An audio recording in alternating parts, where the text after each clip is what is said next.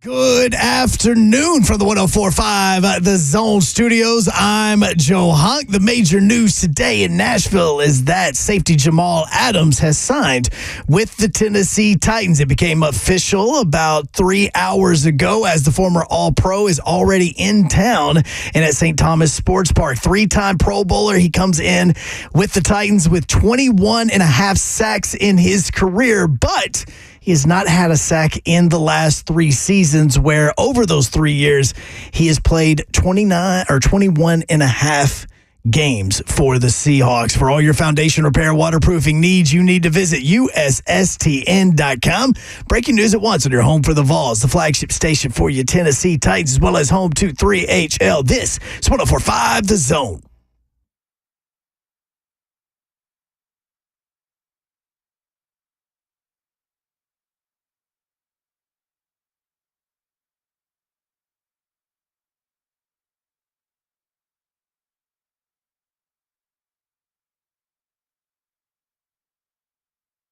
HL 104.5 The Zone Thursday edition. Brent Doherty with you on a beautiful day in the Music City. Hope you're having a great week.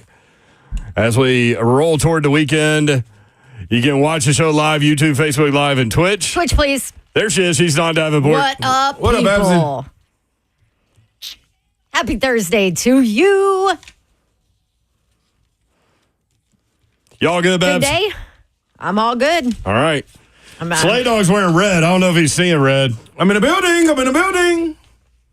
Ah. Why would I be seeing red? What's that? Why would I be seeing red? Oh, I don't know. I mean, I'm mad, ain't it? Yeah, that does mean you're mad. Slay's not mad. He's I've really never laid seen back. you mad, I don't think. Really? No, you see me mad. I've seen you mad. I've You just don't recall. Oh. In a game. I get pissed in the game. Hey, look, there's a hitman. Blaine Bishop's here. I decided to make this a foursome. Instead of a threesome, man. A foursome, man. Welcome in, hit man. Yeah, man, it's cool to be back on 3HL, man, hanging out with y'all, man. What's happening, big man? Oh, man, I'm just hanging in there, man. My allergies are jacked. Dude, Really? man, I don't know what's man. going on, man. I don't know what it is, but I've been taking some little Alka-Seltzer things or something. Yeah, I think I Get used myself together. my wife's, Senate shower gel. You know, that's what did it. Is that what did it? Yeah, I think so. It set me off. I feel like it just. I'm like, how does this just start out of nowhere? The scented shower gel. I do not use any Senate, nothing. No. What are you doing, Blake? They have all kind of toxins in them. No. Mm-mm. No, my nose is just real sensitive. I have bad allergies. I think we I all can't do. do anything in the South. I South. can't even wear cologne or nothing, man. Nothing. You're just Really? out here. Nah. What about deodorant? Yeah, I definitely do that. But they got their own natural deodorant. I mean, I don't do it every day. I do. So, Yeah. you know. And that's what I use. Yeah. All natural deodorant. Did you know Babsy forgets sometimes? And lotion. Yeah, I forget sometimes. Forget the what? Put deodorant on. Yeah. Oh, that's because you're Russian. Yes. Your mind is working at miles a minute. You know, And I get forget. it. I get it. But I don't. Yeah. I don't ever smell. Every now and then I may forget, you know. Yeah. Everybody have to admit they forget every now and then. Executive producer at 3HL is Zeph. What up, Zeph? What's up?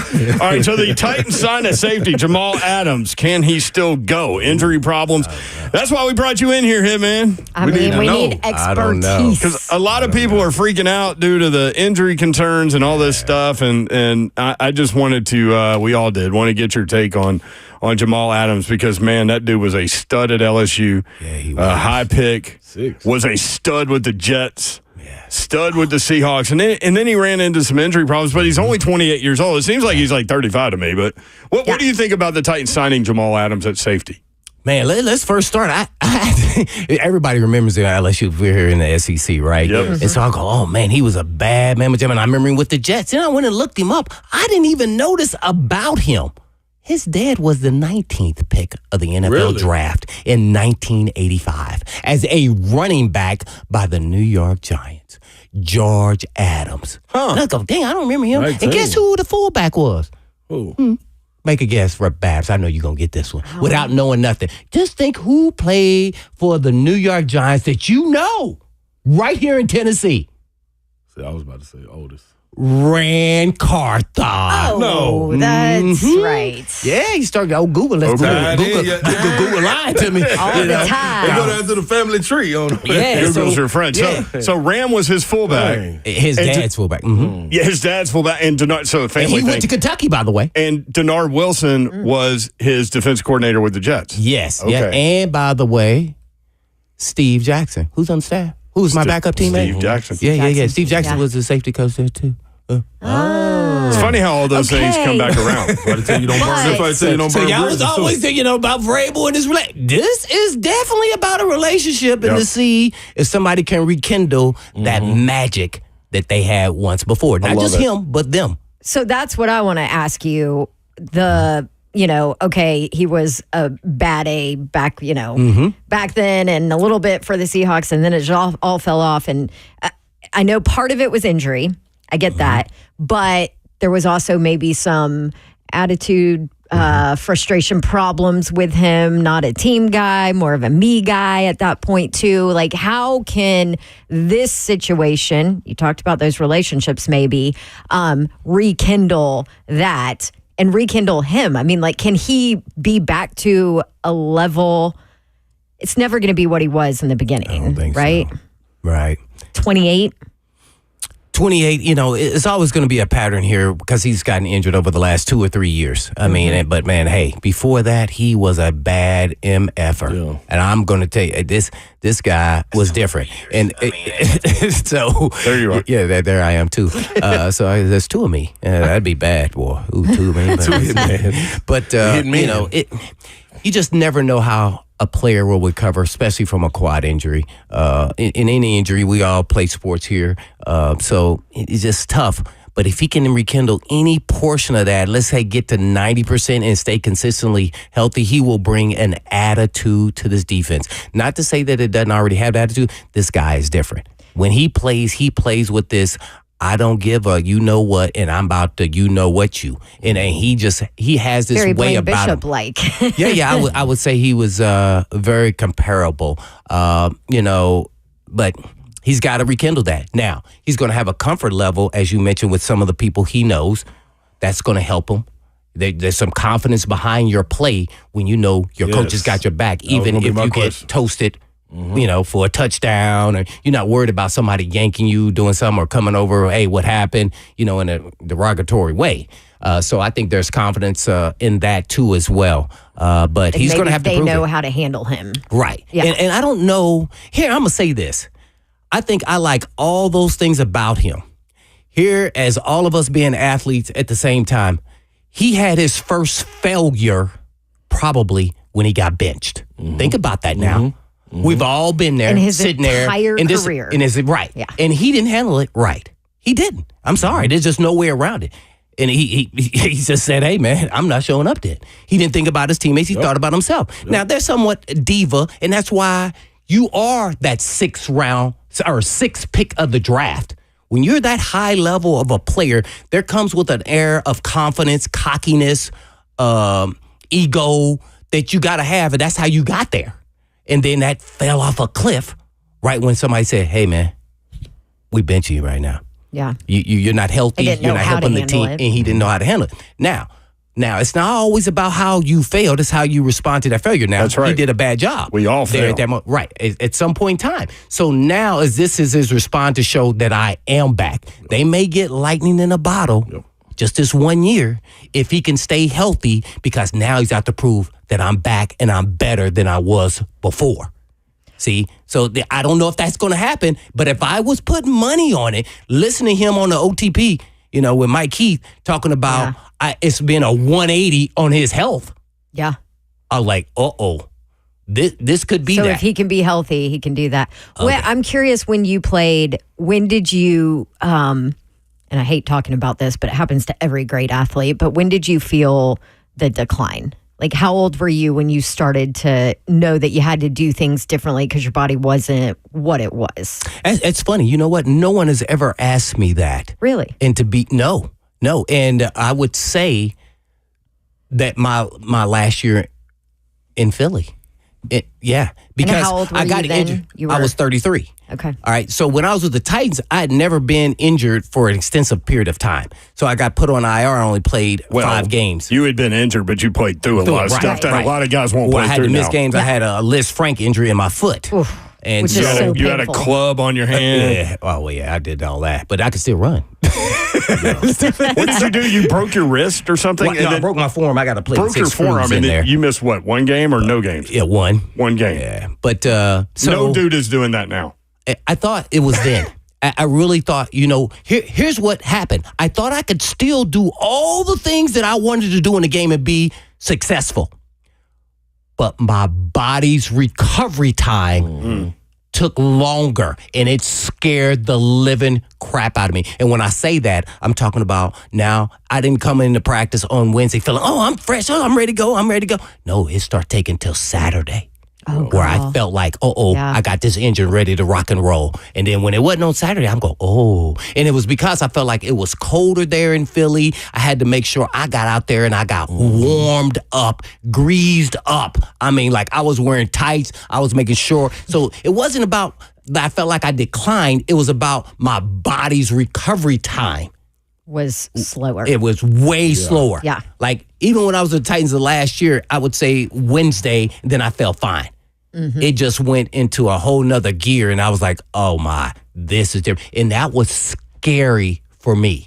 Yeah. Because I felt like I was always going to be that guy. I was somewhat the overachiever, and I was really using my brains more than anything else. So if I lost a step, nobody could really see it. But then if I don't feel comfortable going into that game, like I just talked about Jamal Adams, feeling comfortable with the staff, that's a different feeling, and there's a confidence that goes with that as an athlete. So, that was probably the fear. And, going into that last year of my career, I said if I had to have another surgery, that this was going to be my last year. I promised my wife that. And I tore my groin. I never pulled a muscle before in my life. And then I tore my groin off the bone in the AFC Championship game. And I kept playing. And felt like I was running in quicksand out there. But, I take my pants off, and then my whole leg is black. Oh, my gosh. Black. It was like, I think I heard something. Okay, so he's 5 years younger than you were dealing with those things. Yeah. So when you look at his numbers, if he's injury-free, he's productive as crap. Yeah. Well, here's what I'm going to say about his age. And a lot of people talk about it because I think he's 28. 28, yeah.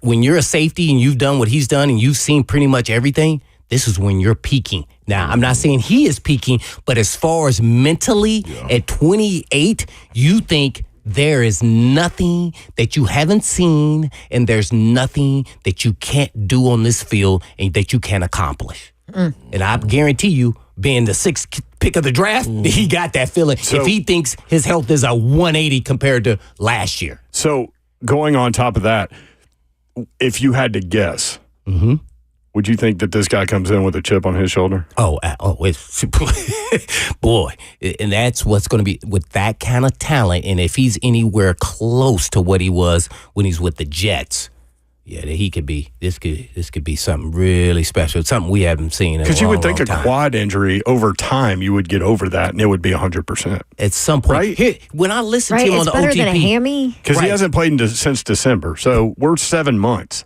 8 months almost. Well, when I was listening to him right there at the end on the OTP, he played it. It sounded like he came back too soon, which we all do, which in the end gets us in the end. Especially when you're pushing. Yep. And then he had the big contract. I'm Jamal Adams. Yep. I got to show them. He probably played too soon, and then he was really still rehabbing and trying to play within a week's time, and that's just impossible. And, I know people who was on the, the staff there, they said he was really rehabbing throughout each week, and they didn't know if he was going to be able to play every week. Right. So it wasn't really ever healed enough to where he could be consistently out there on a game in, game out basis, which is unfortunate. But, we've all been there as athletes, and we try to play through things. Some things you just can't play through. And trust me, I had to learn some of that myself. Things, Titans, especially at that position, right? Signed safety Jamal Adams, hitman. Hitman Blaine Bishop staying over a little bit. So we had Michael Griffin on the other day, and you and I had a conversation with Mike in a parking lot in Brentwood one time about his comfort level at safety with all of the interchangeable pieces that were going on next to him. right? And so, like he said, when Chris Hope was there, he did his job. He knew he was going to do his job, and everything was good. But then he rolled through the litany of safeties. Like he just named like 12 dudes in like a 2-year period that were next to him, and it was hard. So I'm curious. I didn't even remember were on the roster. Right. And so and that's when I was like covering the team. Or what was his name? Oh, yeah. He didn't mention him, but yes, he was. But remember, he was getting criticized, and you and I were doing a show together, and he was getting criticized by fans and stuff like that, and he never really said anything. No. And so it was good to have that conversation, just to kind of have a backdrop. You already knew, but it was good for me. But I'm curious from an Amani Hooker standpoint. Now he gets a veteran next to him that knows he's going to know the defense and knows what to do. How much freedom does that give Amani Hooker? Well, it gives you relief. And what happens is, I had my Batman and Robin was me and Mark Robin. When I lost him, it was a little bit, and then I got injured. So then it was like, oh, my. So what happens is you feel like everybody's on the same page because they're going to handle one side of the field. You got the other side of the field. And so you make sure everybody's on the same page, and we can just look at each other and we know what we're doing and we got everything handled. And so that's kind of another form of trust and telepathy, I would call it, when you just looking at other guys and you've been playing with them long enough, you can just feel and read and play off of one another even when they don't do their job. And that is a great feeling. So I think Hooker can then be free to be more of a ball hawk type guy, I think, and play kind of more that role. He is multi-talented, by the way. Hooker, I've liked him from day one. Some about those Iowa guys. As soon as he came into the league and you start having conversations with him, he had a high IQ. Yeah. So that's where it all starts. And he had seen a lot, and I guess it's the way they teach there. They're going against pro-style offenses a lot of times and the way they teach over there at Iowa. And he came in NFL ready immediately. So he can cover the slide. He can play deep middle. He has great ball skills. He's a good tackler. All he has to do is stay healthy too.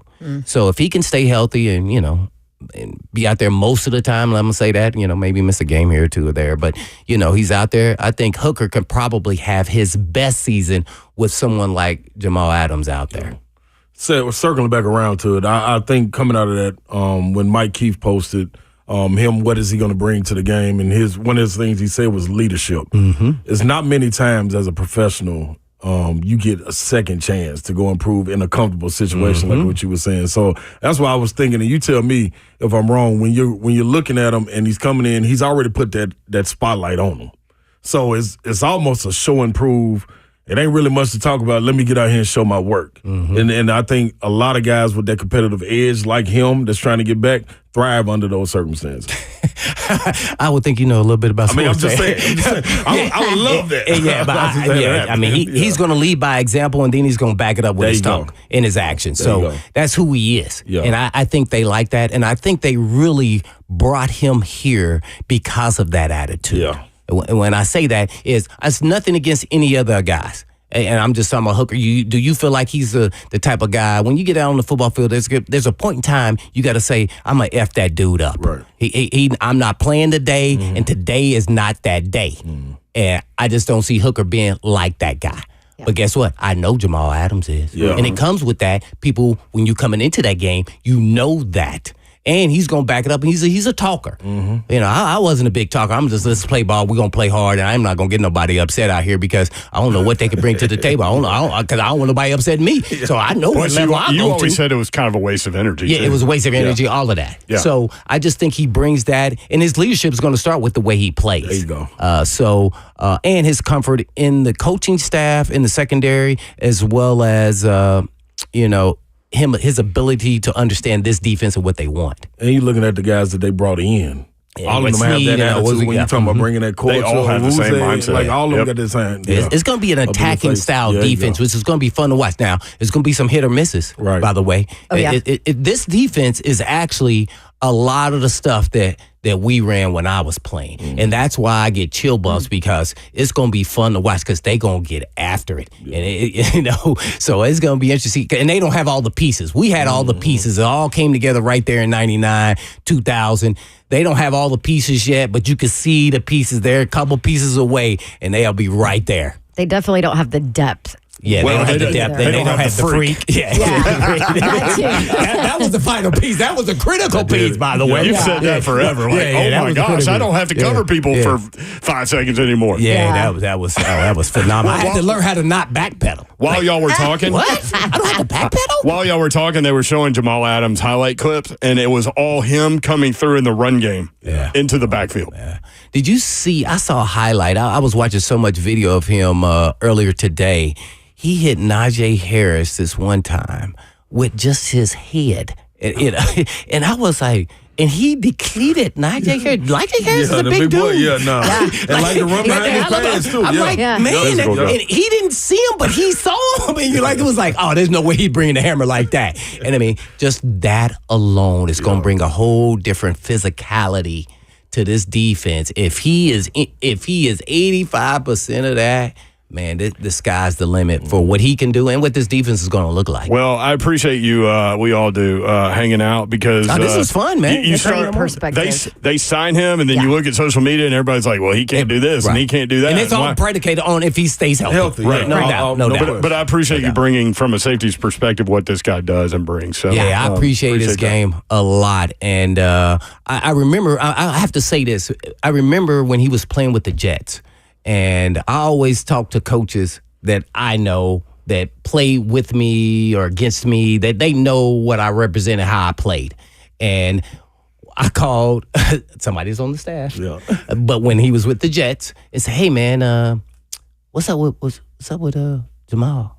He said, oh, hey, this dude is legit. I said, hey, man, so what's up with him, though? What's up? This how, you talking to a coach, like, who actually play with me, and I talked him into being a coach. Yeah, and because he used to mess with me talking about He's I already hit the been dude. mentioned before Right. on the show. So he goes, oh, I know what you asked me. Is Jamal better than you? I said, yeah, I just want to know what is he like? I know why you're calling. He said, yeah, he may bring the hammer just a little bit. He said, but his cover skills ain't better than yours. Yeah. But also then I asked him That's again. not his thing. I said, well, what safety was better than me? He said, oh, hands down, it's easy. This dude would have been a Hall of Famer, but he's not alive. I said, he Yep, said Sean Sean Taylor was a He could have been the best He said ever. he would have been the best ever. He said he would eclipse Ronnie Lott. He said he would have been that kind of dude. He said there was nothing that he couldn't do exceptionally well. I was like, wow. Not just good, exceptional. Yeah, he said exceptionally well. Cover, ball hawk skills, tackling, didn't matter. Whatever they asked him, he could do it. He said it was unbelievable. Unbelievable. Man, that's There he is, the hitman, Blaine Bishop. Catch him 1 to 3 every day on 104.5 The Zone. Thank you, BB. Appreciate Good it, stuff. guys. Be pizzle for Appreciate shizzle. it. Yeah. All right, when we come back, you'll hear from Jamal Adams, who was on the OTP, the official Titans podcast. Next, 3HL 104.5 The Zone. Get some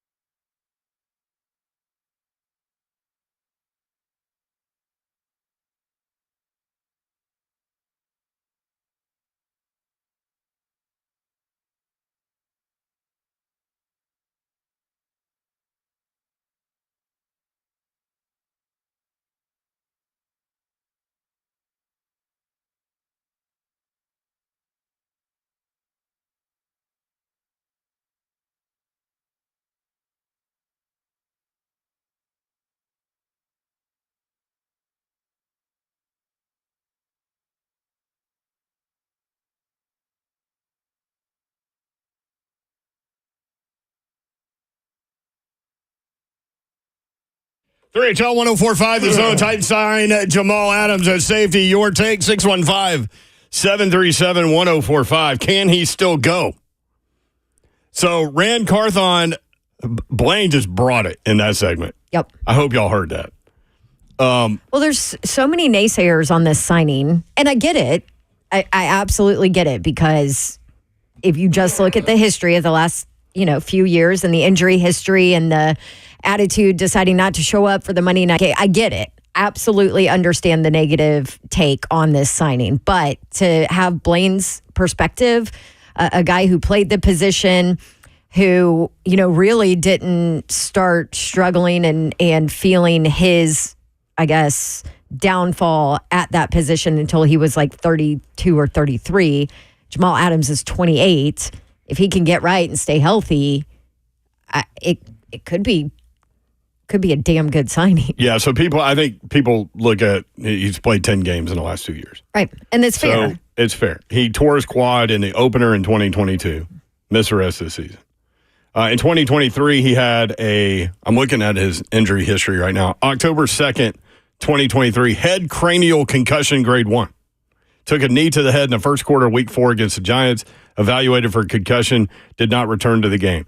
December 10th, 2023, last year, knee strain grade 1. Adams suffered a knee injury in week 14 against 49ers, missed the next 2 games before being placed on IR. So that's where he is. When he plays, he's productive. When you look at his game stats, and he's only 28 years old. So, yeah, you mentioned it. Blaine Bishop gave a great take on what he sees from a positivity standpoint about this signing. My guess is Justin Simmons, too expensive, and they went with who they knew.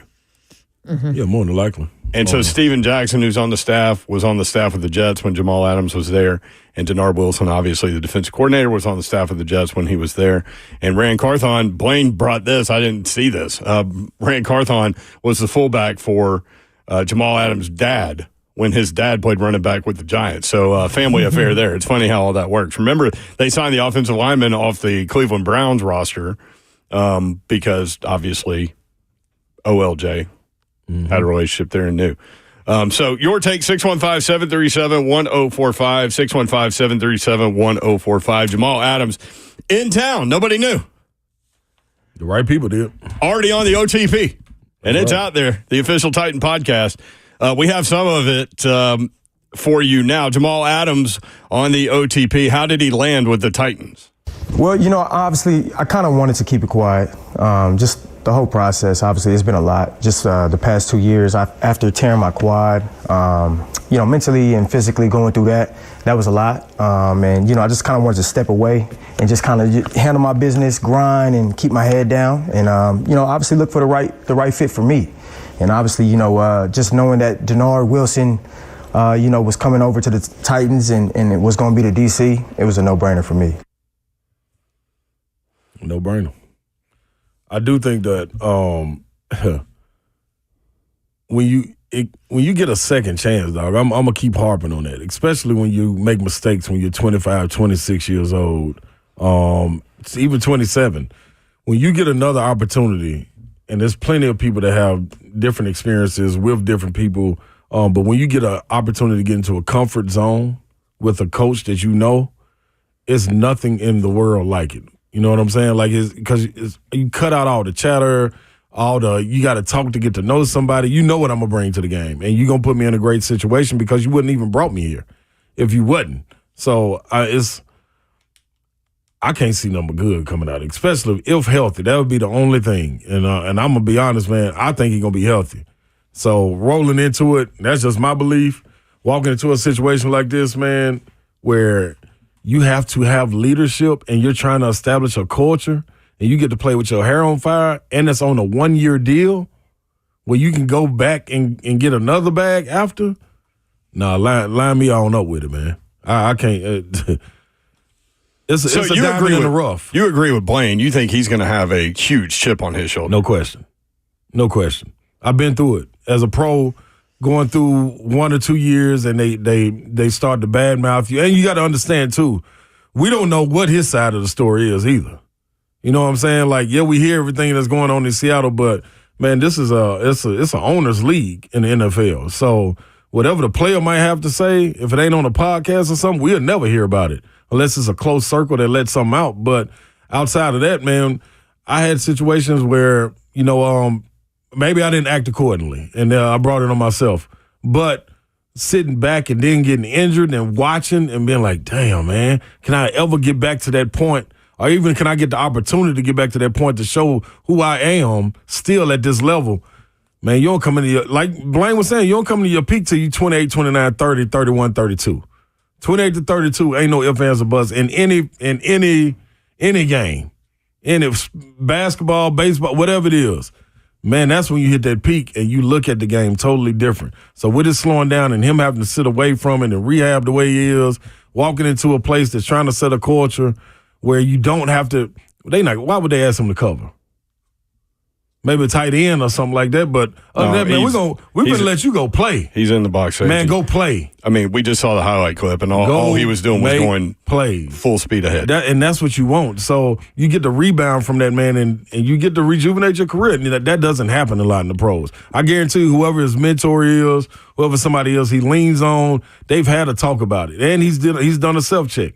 If you come in talking about that leadership, energy, and what was the third one? I forgot what he said when he was walking out from Mike Keith, but them things right there, those qualities, you bring that in my locker room, come on, man, I need you in there every day. Let me correct something that I said. Rand didn't block for Jamal Adams' dad. Rand's dad blocked for Jamal Adams' dad. Sorry about that. That was Maurice Carthon. Yes. That's my bad. Jamal Adams, we were talking about, is this a prove it year? Does he have a chip on his shoulder? He addressed that too? I think it's I've always had a chip on my shoulder for a long, long time. I think for me, it's more so just I'm not trying to prove anybody wrong. I'm more so trying to prove myself right. Yeah. Right? And I'm trying to get back out there to prove myself that I'm still that guy and I still can play. Right? And, whether anybody believes in me or not, as long as I believe in myself, that's what matters. And for me, as long as I have that positive outlook and I go out there and give it my all, that's all I can ask for. I'm telling you, man. You like it, huh? I'm telling you, dog. I'm telling you. You pick up things along your professional career, and once you have to sit away from it and just sit back and watch it, you start thinking about stuff from your rookie year, second year, third year, and you start to put it together, man. I had so many people, I tell y'all about Randolph all the time. Man. Randolph Childress. Yeah, Randolph Childress was like, hey, man, dude, it's not necessarily where you're going to go get the bread. They might give you a big bag, but you need to go where you're comfortable. You know what I mean? It may cost you 50, 60, 100,000, but go where you're comfortable because you're going to still be able to continue to perform and produce the way you want to. Look at that. Then the same coach was like, hey, man, why you keep bouncing around team to team? I'm like, man, because they offer me more money. But they're going to look at your track record and say, man, he's you just not keep loyal. going. Yeah, why do you keep going team to team? I didn't realize none of this until I got back with the coach. That was like 6 years later, and I was sitting there like, damn, well, so what you're saying is there's something to be said for an enjoyable life. And if you are comfortable in your situation, you might get the most out of yourself. Yeah, and that's what you want. Yeah. That's what he's saying. He said, I forget what everybody else talking about. I'm trying to prove myself that I belong at this level and I can get back to this level. That's the same thing Hitman was saying. Man, I'm telling you. It also sounds like he wants really bad to get that bad taste out of his mouth. You got to. You know what I mean? That's not how you leave the off. bad, and he can sit there and probably say, I don't care what other people think or whatever, but it's that bad taste. It's that perception now out there. Yes. Mm-hmm. Like you can tell in his conversations with Mike Keith that he wants nothing more than to prove that he's not that guy from Seattle last year. What do you guys think about the Titans signing Jamal Adams at safety? Man, when he was with the Jets, I mean, he wasn't just a Pro Bowler, he was an All-Pro. So, I mean, this dude, when injury-free, and I get all the concerns there. Again, he's 28, and he is, almost 8 months out of that knee strain. It was a knee strain at the end of the season. That's what shut him down. Yeah, not an ACL. The quad was the year before. Quad was the year before, but September of 2022. Week 1. Yeah. So almost 2 years out of that. 615-737-1045. We'll take your calls, your opinion. Titans sign Jamal Adams. Also hear more from Jamal Adams in the OTP next. 3HL 1045 The Zone.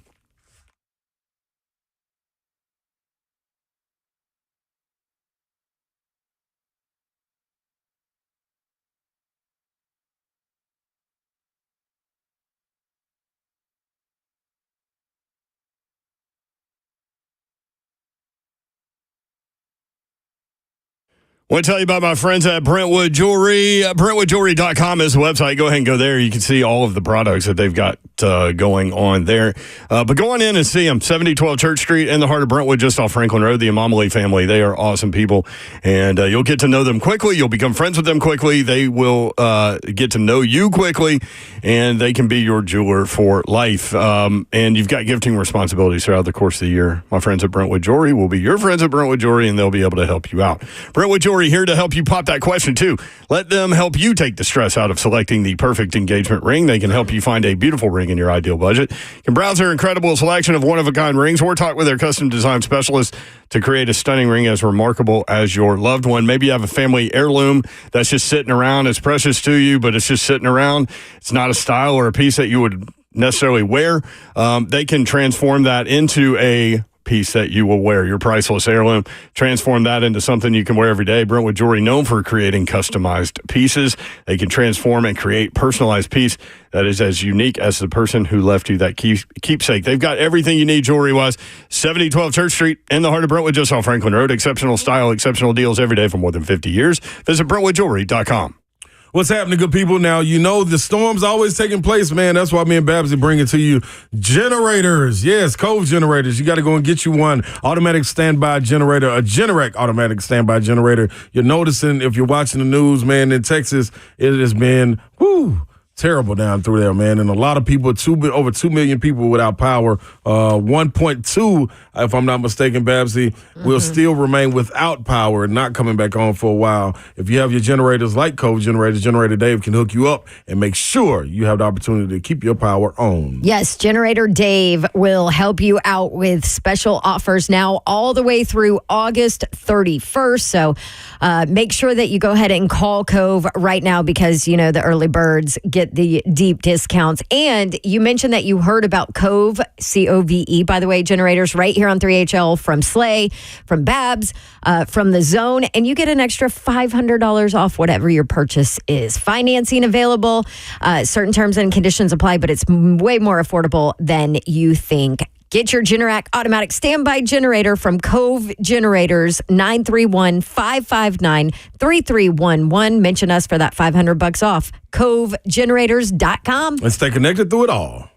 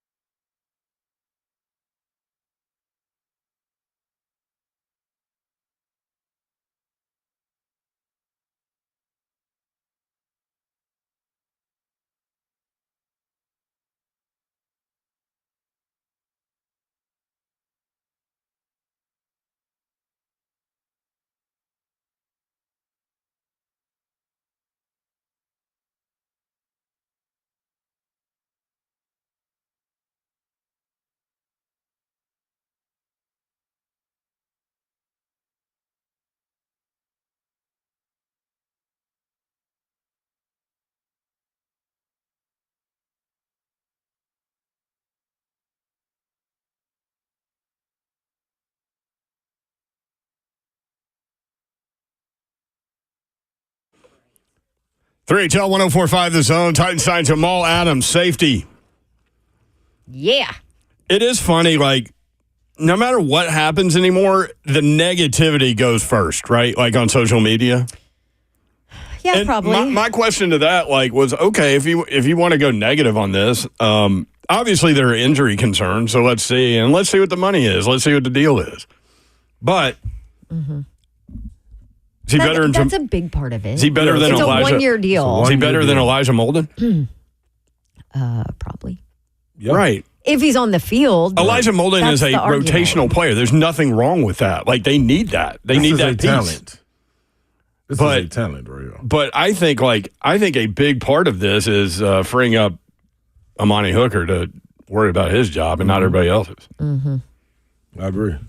615-737-1045. Your reaction, Jamal Adams, safety, number 6 overall pick from LSU. The New York Jets. Titans defense coordinator Denard Wilson had him for 2 Pro Bowl seasons with the Jets in 2018 and 2019.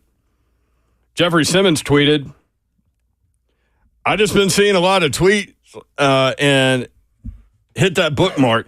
How do some of you guys cover us but hate us so much?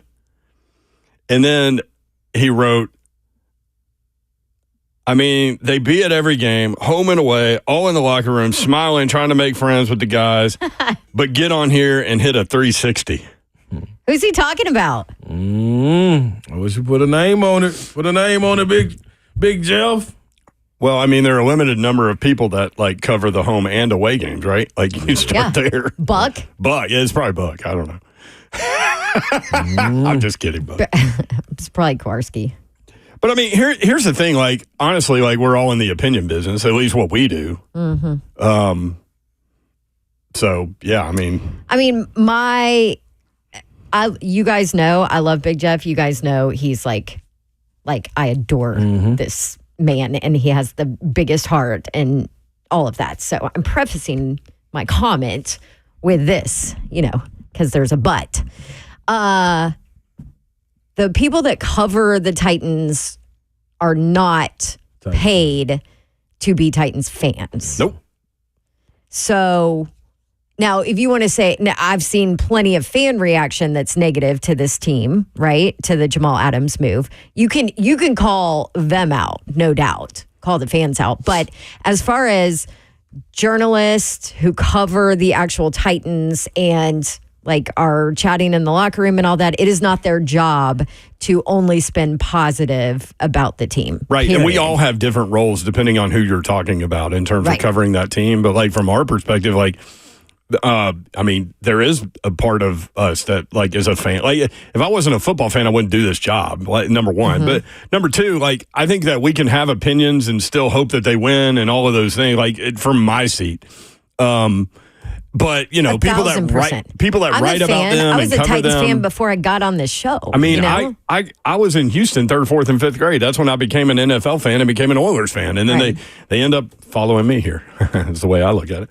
But so yeah, I mean, but I think. No, maybe he's talking about certain people out there that have really dumb takes. I think he probably in his head has like one or two people. Yeah, and I understand. He just didn't name like names. Sometimes people give takes and negative criticism and all of that of the franchise just to try and get attention or but to do it. Like from my perspective, I feel like I can have like a part of me that is a fan, but also have a measured opinion that's reasonably intelligent and can separate. You know what I mean? Yeah.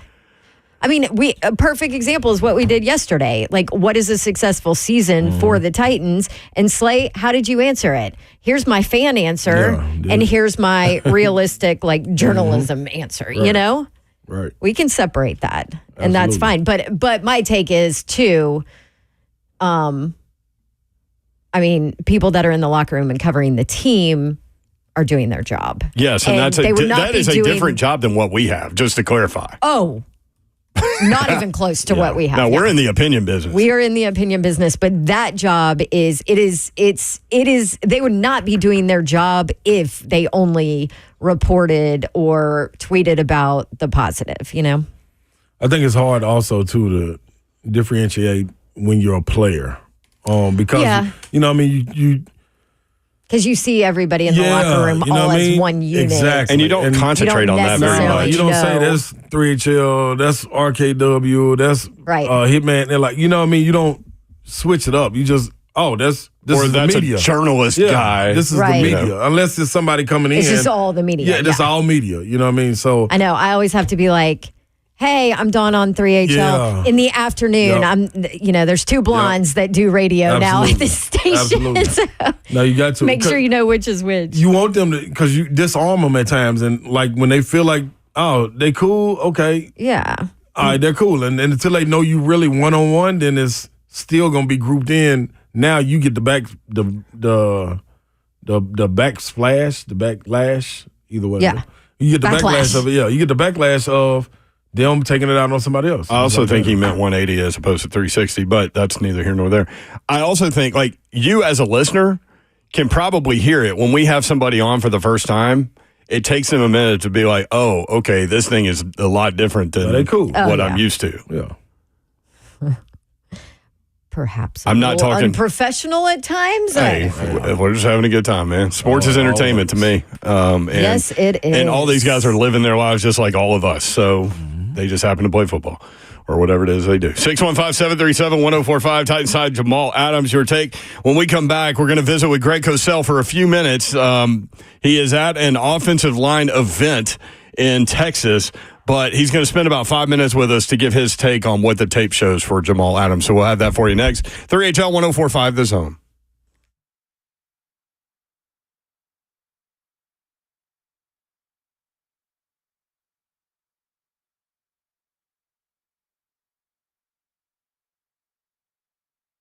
You guys always hear me talk about Loan Pronto here during our commercial breaks, and I want to give you the background on Loan Pronto. It was started by Roger Moore. He's the owner, founder, and he said, there needs to be an easier way where people are not buried in paperwork, more of a quicker process when you're looking for a loan. And that's exactly what he developed in Loan Pronto. The best part is the ability to get you, the consumer, the lowest rate. And part of the way that he has simplified the process is they start everything all electronic, all digital. There's no extra hidden fees in there.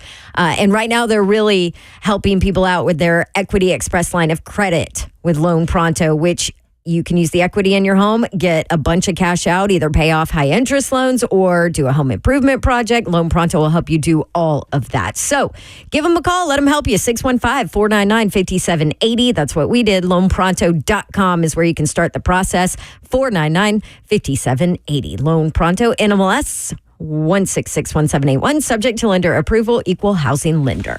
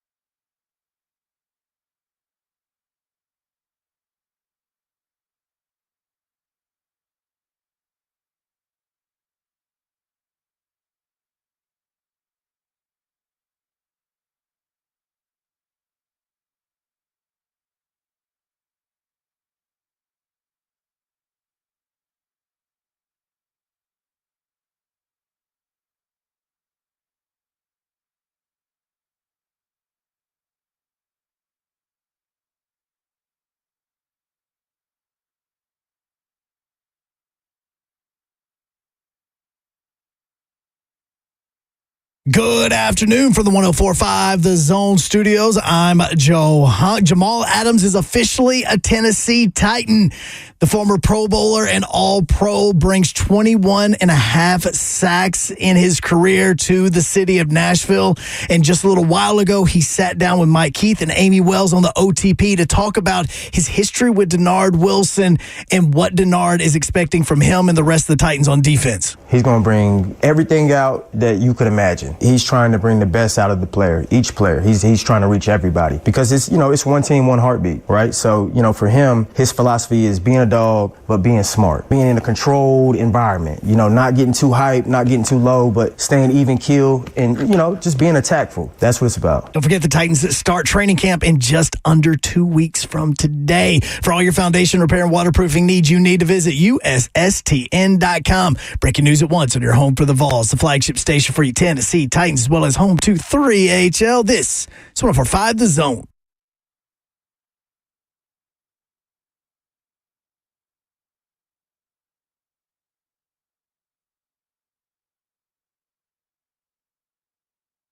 HL 104.5 The Zone Thursday edition. Brent Doherty with you on a beautiful day in the Music City. We will get to intros a little bit later. Don Davenport and Ron Slay are here. Executive producer of 3HL is Zeph.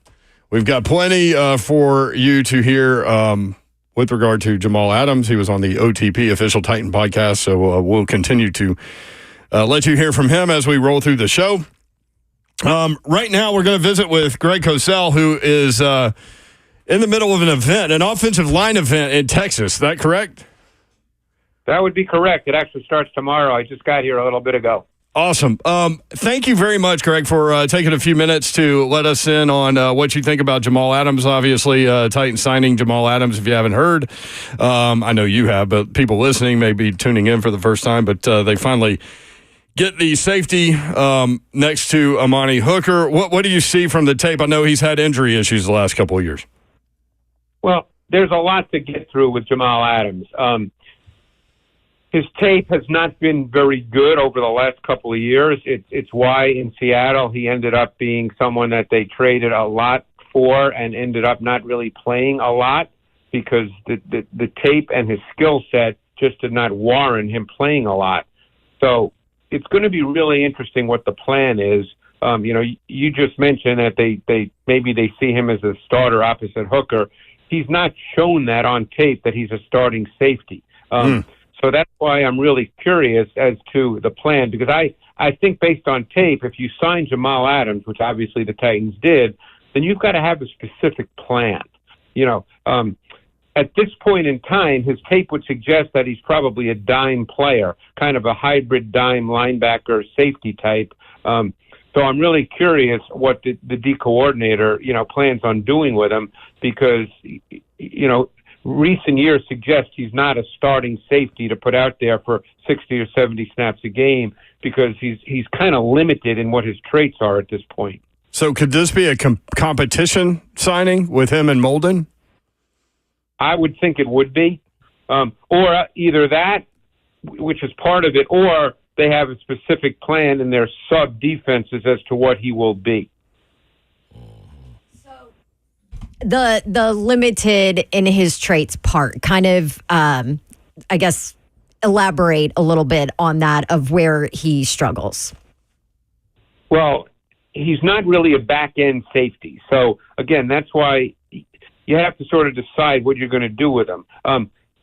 If the Titans are going to play, and that's why this gets kind of into the weeds, if the Titans are going to play a lot of what we call quarters coverage, they may feel he can do that. But he still has to match up at times man-to-man in quarters on wide receivers, which he cannot do. He's not even really shown that he can match up man-to-man on tight ends. So that's why it's interesting to see what the plan is. But he's certainly not a back-end safety. Like, he can't play truly on the back end. He's certainly not a post safety.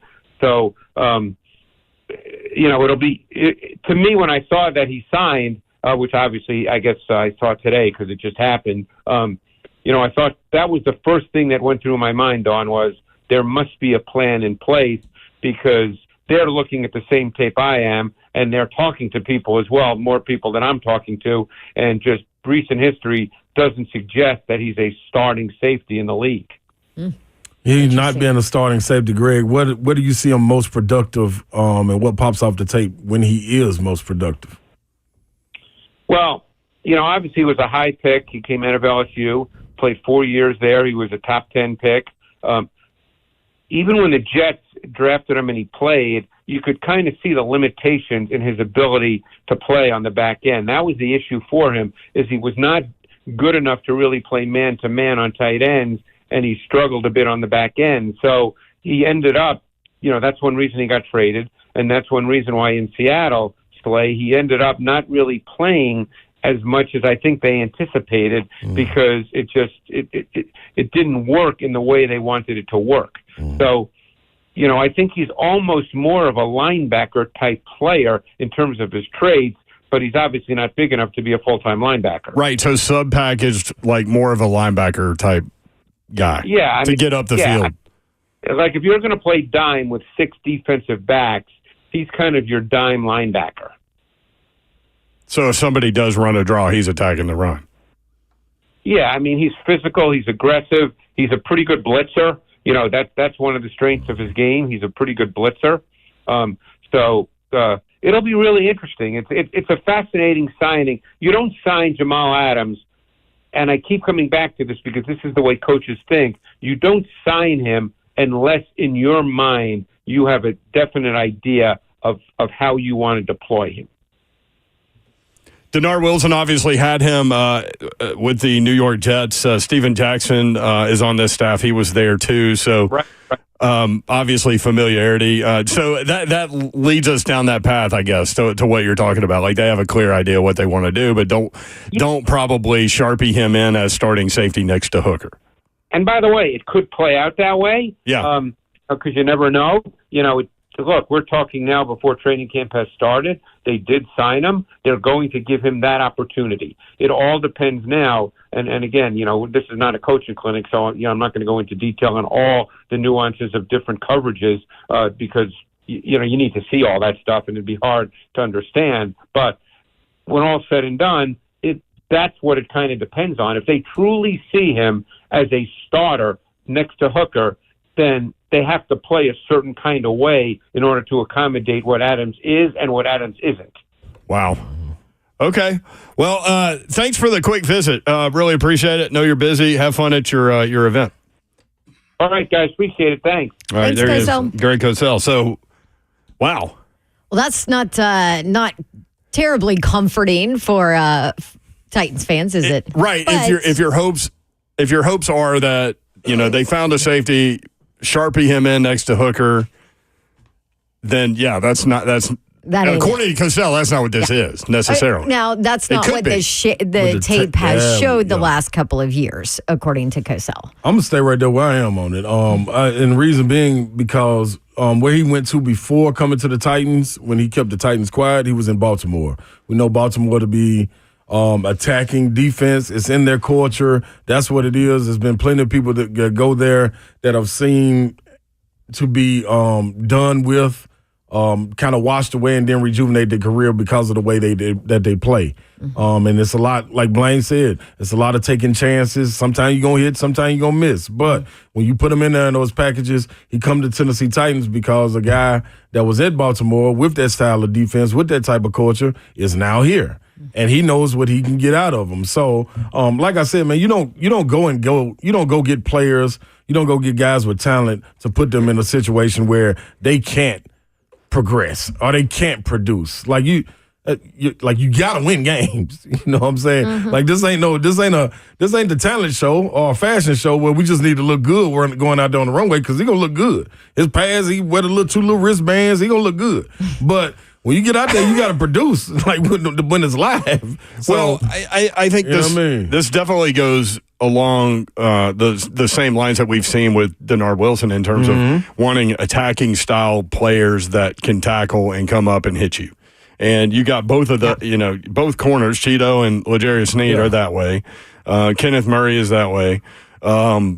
And certainly Jamal Adams is that way. So, I mean, they continue to go down the path of what that identity defensively is anyway. And you understand what familiarity is also. You look at what Brian Callahan did when he got Tyler Boyd.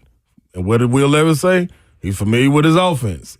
Sometimes he tell me, like, hey, dog, we don't need to do that. You know what I'm saying? Same thing with Bill Callahan. You just talked about it. When he got the O-lineman from Cleveland to come down. And a lot of it is not for him to come in here and necessarily start, but when we going through practice, hey, man, get up and show them exactly what I'm talking about. Or give them some tidbits in the locker room. He just said that he came in for leadership, so you start to get all these guys. You got Sneed, you got Awuzie. Awuzie came from the Cincinnati. Like, they understand the mindset. That AFC North alone is a different mindset, so you bring that down here.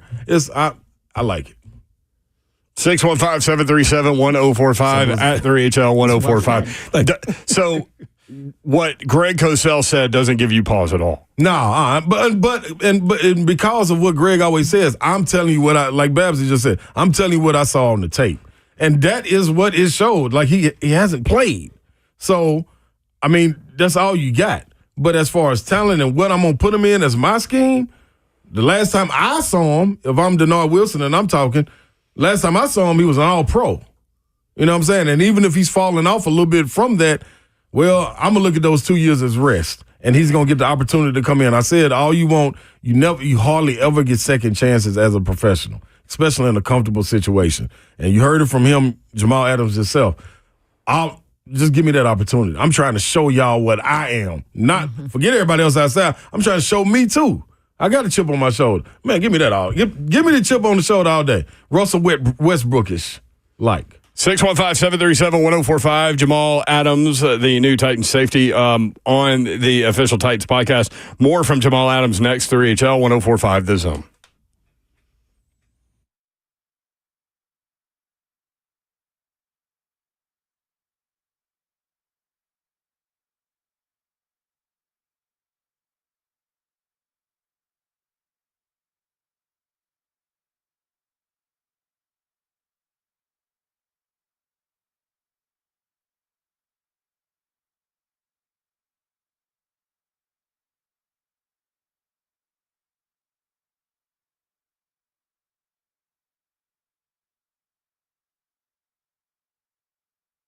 KellumStemCellInstitute.com is where you need to head over to instead of heading to my DMs. All you got to do is just listen to this and trust and believe. I'm not just talking, man. I'm telling you what's real. I'm giving you the honest truth. Your body, your cells, your solution, that's what does the healing. That's what gets the inflammation out of your body. Stem cells attack inflammation. So why would you need anything else but your body and your cells to do that? They can also be harvested and stored for future and continued use. So these cells are your body's own healing cells, harvested and redeployed based on your needs, from autism to arthritis. Now, a lot of y'all thinking this is just for athletes.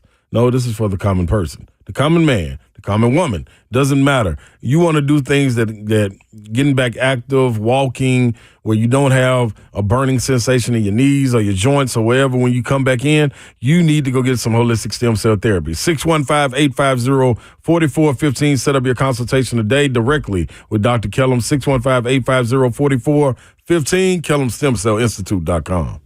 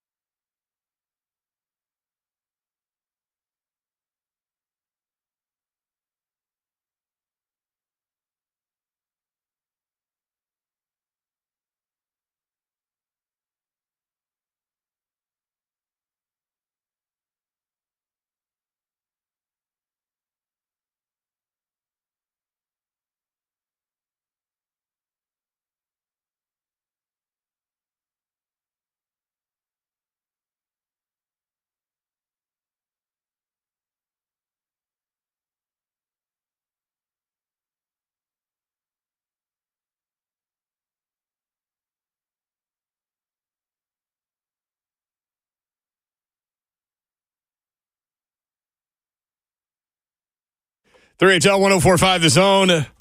Britt Doherty, Don Davenport, Ron Slay with you. You can watch the show live, YouTube, Facebook Live, and Twitch. Twitch, please. Evan and Bank Chat is open. We got a visitor in the F&M Bank Chat, man. Who you got? My guy M-Boy, man. We ain't seen him, man. He's been gone for like 4 or 5 weeks. Ever since the Vols were supposed to lose. Yeah, he was running down Tennessee. Yeah, dang, man. No, he said Tennessee was going to lose to Texas A&M, went on and on about it. And then that, which is fine. You have your opinion about anything. Also said Tony Vitello was going to leave. Yep. But then brother. he disappeared. Yeah, like, welcome back, man. They let him out of what like, we're wrong all the time, but we sit here. What Mr. Babb say, purgatory? They let you out of purgatory, I guess. Is that right? No. Yes, you can be wrong, M-Boy, but, like, show up and say it. Yeah, that's all we saying, man. Don't just disappear. We all done been through this, man. Hey, we're wrong all the time, but we're still sitting here. Come on, brother. We love you, man. Hey, you mentioned that Titans signed Jamal Adams, safety, by the way, if you're just tuning in.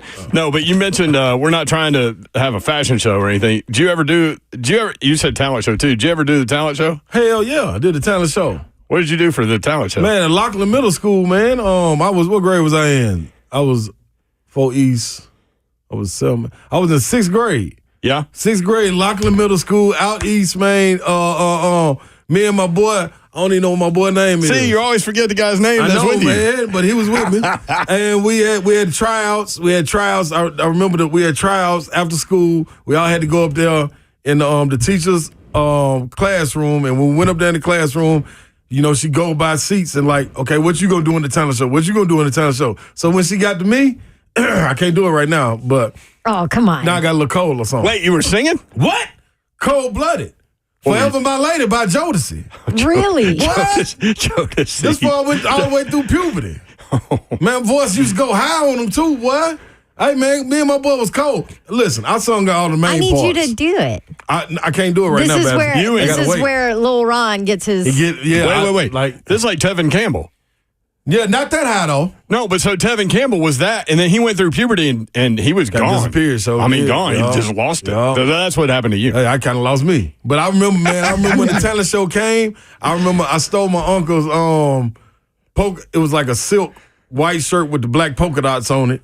I had the black jeans on. Oh, nice. Man, with the big Jodeci boots, the big, y'all remember the big boots. Black rain boots that used to come about right here? Yep. Man, hey, man, I come out that bad boy. Hey, man, doom, doom, doom, doom, doom.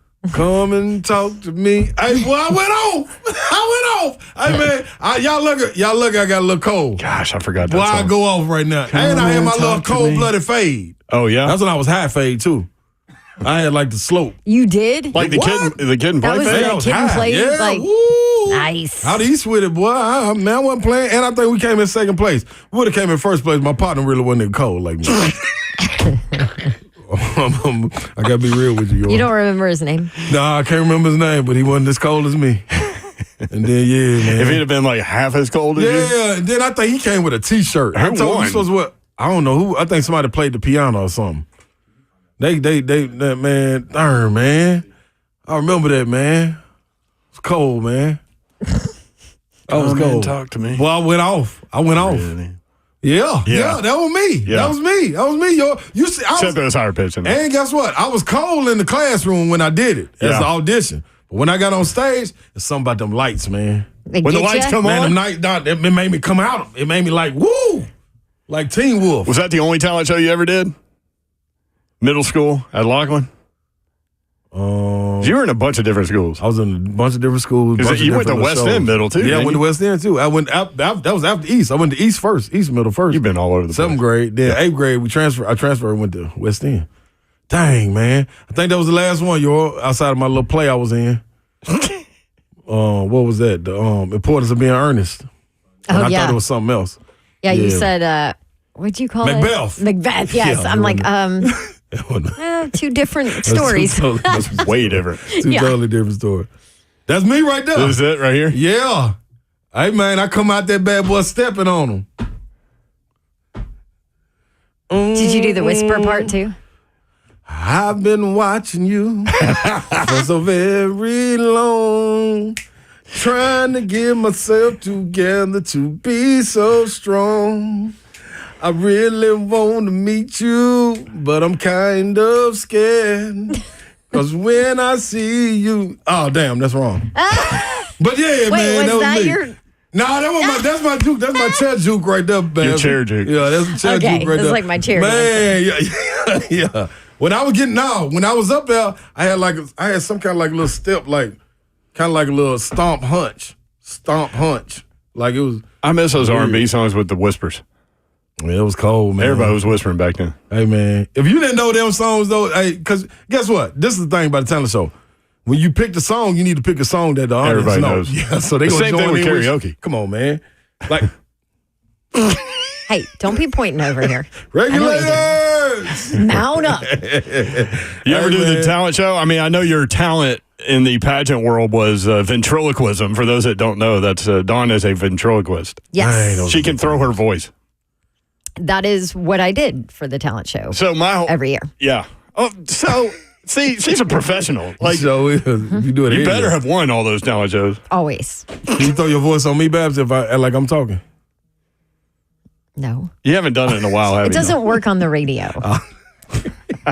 It's more of a visual thing. It's a very visual thing. Gotcha, my bad. Because you could say you're talking and Right. be talking and say you're not. Yeah, you so gay. Listen to me. My lips are not moving. Look at them.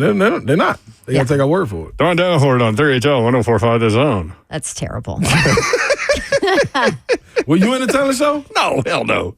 Why? Well, What? you used I to ain't got play no talent. instruments. Yeah. Didn't you play piano or something? Piano and trumpet. Yeah. Nobody want to see that. Man, people always want to see that. No.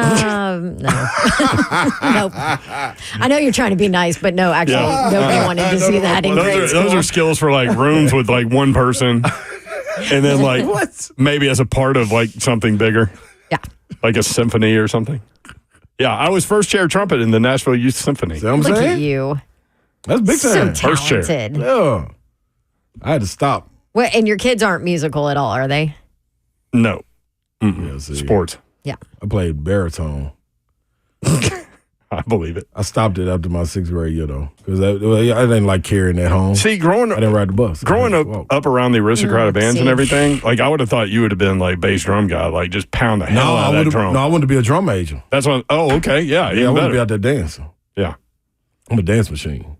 All right, MC Ever. I'm telling you. 615-737-1045. During that break, Zeph goes, "Are we going to play audio from Jamal Adams?" I said, "Well, I'm going to mess around with Slave for a second." Little did I know I'd get Jodeci out of him. Hey, man, I'm telling you, man. And he straight sang it. I said, jam. And it wasn't bad. I'm cool. Oh, I got a that's cold too, Babsy.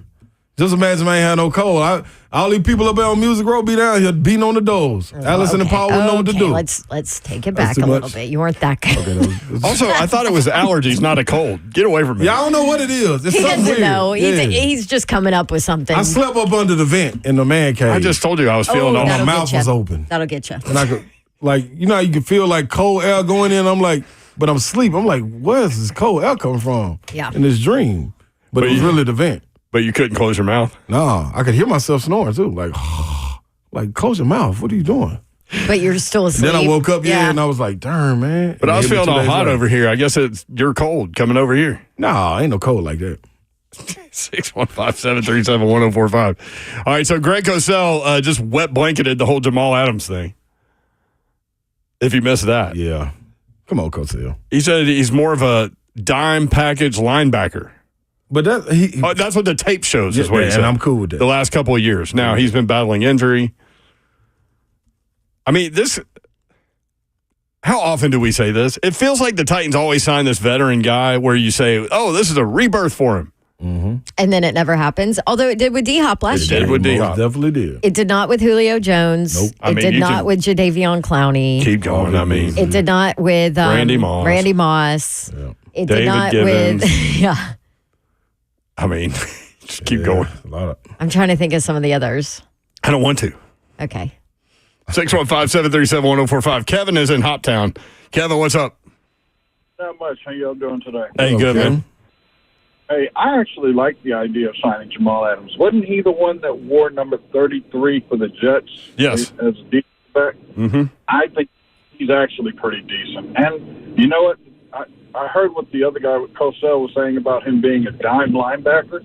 Maybe the Titans need that. Somebody who's going to be a thumper, who's going to instill a little bit of beast mode, I guess, into the defense. Well, and what Cosell said, fair, yeah. Yeah, what Cosell said was, to sign this guy, you have to know how you're going to use him. Mm-hmm. And so at that point, like, you'd rather have him than not have him, maybe. But is he like the Sharpie safety next to Amani Hooker? According to Cosell, the tape shows him no. So doesn't mean there won't be a battle. But I don't know. I kind of think Elijah Molden is kind of that guy too, that dime safety. Also, it's a 1-year deal. I mean, 1-year deal. Yeah, wasn't he that ago that made all them big play, big hits? That was Sports Center type stuff. Unless I'm mistaken, he was a really good. He had multiple sacks.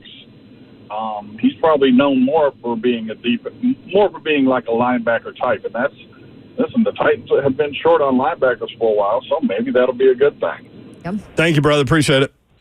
Thanks, Kevin. Thank you, sir. Yeah, I mean, he's an up the field guy for sure. I mean, they were playing the highlight package of him on ESPN behind Slaywall. Hitman Blaine Bishop was in here talking about it, and that's all they were showing was him getting up the field and just tattooing people. Yeah. Do we have numbers anywhere for the 1-year deal? Nothing's come out. It's not come out yet. Yeah. I've been looking for it. Which for me means it's a 1-year prove it, honestly, probably discounted deal. Yeah. Right? I agree. If the numbers aren't out, it's because the agent hadn't put the number out. Yep. Like even Spot Track and those websites don't even have anything yet. So Yeah. So.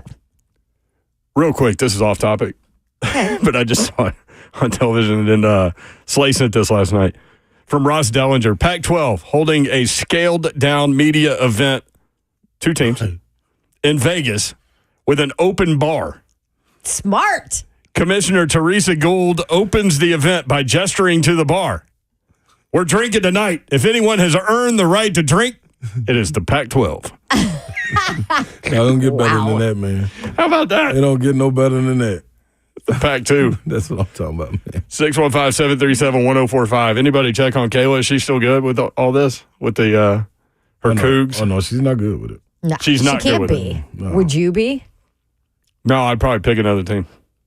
Well, you can't do that when you graduate from there. Right. So what happens to the 2 teams that don't get picked up? What did they just hang out? I don't know. Did the other 2 teams get picked up? No. They just out here.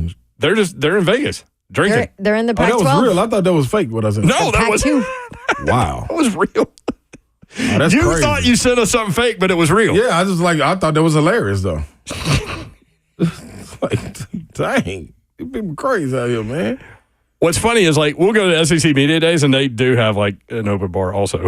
But they wait until, like, toward the end of the day. But, I mean, she was real. Like, she started her address with that. Yeah. Yeah.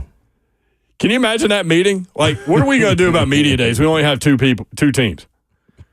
We're going to Vegas, and we're going to have an open bar. That's what's up. 615-737-1045. The ESPYs are tonight. You guys going to watch? Fried. I never watched the ESPYs. I glanced. I don't think I've ever watched the ESPYs. I glance at it. Serena is hosting. I like think. to watch Is she? the attire that shows Yeah, coming up. in. You do? Mm-hmm. I like that too. It's fun. Oh, you mentioned a fashion show earlier. Y'all ever been in a fashion show? Hell yeah, I've been in a fashion show. Oh, boy. Yeah, Oh, yeah. every week on SEC Network, Mayor. Tell him, Babsy. You were just talking to your guy. Yeah, Street, man. John Street. He did us for the wedding too. I looking at Street. just called him. Yeah. I got to get him a picture of all us. It was signed it and put it in there. Yeah. Since he outfitted us. Yeah, but in the fashion show, which one was I in? I was in, we used to have one every year at Pearl. Oh, you did? I have a future fashion show where you act as a character from sports history, anything. It could be Y'all had fun at anything. Pearl Company. Oh, man, we had a blast. And then Street and them got our tuxedos for that. I don't even know why I was wearing a tuxedo in the fashion show. Oh, so he did it back then. Man, Street been on it. Street and his daddy. The daddy Street. 615-737-1045. Waters in Nashville. What's up? Yeah, man. I just wanted to give my call for the Adams. What you think? What you think? I think it's it could be a sneaky good signing, man. It really depends on how they deploy him. Yeah. I think correct me if I'm wrong, the nickel back is the slot guy, which is what we want Roger McCreary to play it, right? Yeah, he is going to be that, yes. So if we go dime packages where we have, I guess that's 4 down and 6 DBs and 1 linebacker. Yep. Could Adams be that that fourth guy in the box? Yes, that's what Greg Cosell just told us. That he would fill that role. But then who's the every down safety next to Amani Hooker? That's the question. Yeah. I'm actually excited about the signing. I think he could, if he's healthy, man, he could come in and really be a key impact guy, man. I'm happy about it too. I mean, he's a big hitter for sure. Hey, Waters, you ever in a talent show back in the day? Nah, not that I can think of. Yeah, that's how I feel. I'm like, wow, it'd be hard to think of. If you can't think of it, then you weren't in one. Yeah, I probably weren't in one, man. I'm not a good singer, not a good dancer. Don't have kind of rhythm. All right. Appreciate you. Thank you, Waters. I didn't mean to bring him on just to bring him down. No, guess what? No, yeah, you kind of dropped the spirits a little bit, but he'd be all right. He'd be all right. I can't dance and I can't sing. I ain't got no rhythm. This is my thing. yeah. I mean, just maybe you can announce. That's me. I mean, I just did a reverse running man on the show the other day. That was beautiful. I don't know if it qualifies what as kind a of running man was that? I went forward. Yeah, I never seen it go forward. Right, but I can't do it backward or I fall down. Sometimes you make it a fall to get back up. Yeah. Hey, so this is totally random, but it just came across my email. Did you guys know that Southwest is now a sponsor of the SEC? That. How about that? Saw that, man. So what I do with all these American points? That's your own problem. Thanks. Can they transfer over to Southwest? I wish they could. Nope. But Southwest be playing around going to Charlotte. I was going to say, you don't have a choice because you only go to Charlotte during the season and you need your direct flights. Like Southwest doesn't have direct. Yeah. I guess so they're going to get to go into small cities then? I saw they got one already for Oklahoma, Tennessee. Do they? Southwest flight, yep. They already got a flight for it. Good. I need some more directs to Atlanta, Southwest. Let's go. Mm-hmm. I just know y'all are going to be on Southwest flights a lot more than you were. I know. Yep. I usually fly Southwest anyway. I don't like Southwest. But you going to Charlotte? That may change. You might have to go to Louisville first. Or Baltimore first. American going to get it right there. But Southwest is the SEC sponsor. Oh yeah, no, they don't care. Yeah, I'm arguing. We get to pick whatever flight works best. Good for you, Jamal. I was going to tell you something. What? You are? I forgot. Did it have to do with your talent show or his running man? Yeah, I was never dancing in a talent show ever. No, I know that's going to be a surprise to about the Jamal Adams thing. Yeah. Give me as many playmakers, especially if this was a 1-year deal. Give me as many playmakers on the field as possible. Well, you know what's next? Edge rusher is going to happen. I'm with it. I don't know who it's going to be, but that's definitely going to happen. I'm with it. 615-737-1045. Your reaction, Titan sign Jamal Adams, and hear from the safety next. 3HL 1045 The Zone.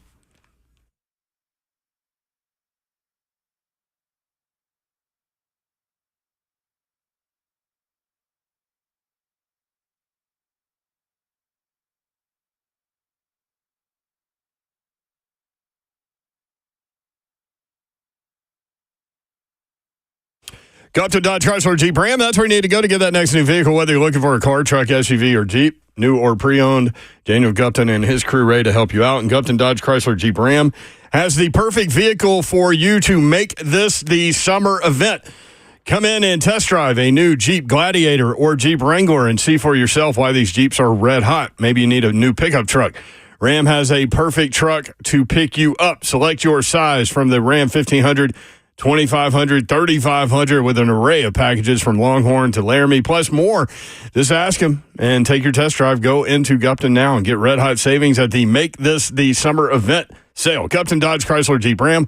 Just 30 minutes from downtown Nashville. Take 24 west to exit 35. Straight shot into the best vehicle buying experience you will have ever had. 3450 Tom Austin Highway in Springfield, Tennessee.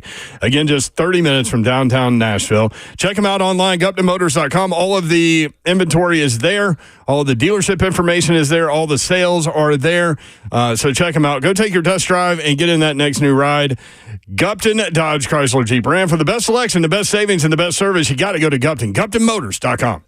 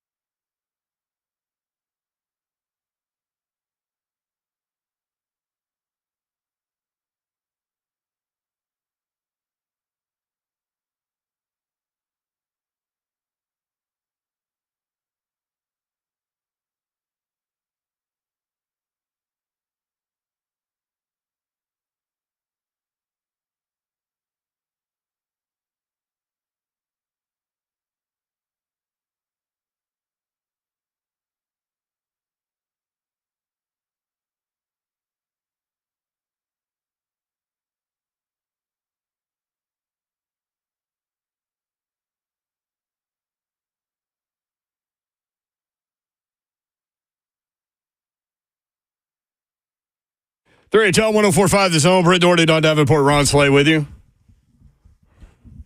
From Travis Harder, Don Davenport's husband. Not going to lie, I didn't have Slay singing Jodeci on my bingo card. Hey, man. To which I wrote, our daily bingo card would be very weird, though, to be fair. Yeah. Especially this week. He also said, wow, this is top-notch radio at its finest. I feel like you we forgot did to say that. as straight up of a July show as we could have possibly done yesterday. So that's why we're paying back to people. That's right. That's right. Look at Zeph looking at me. I feel like it's been a pretty good week. Yeah. I've been a great week. Thank you, Zeph. You can watch the show live, YouTube, Facebook Live, and Twitch. Twitch, please. Nick, on YouTube, we need a one-man Jodeci tribute band called Slateacy. Hey, man, I'm here for it, man. That's really funny. Sign me up. Slateacy. I mean, you'll sign up for a lot of things, but, like, will you get signed up is the thing.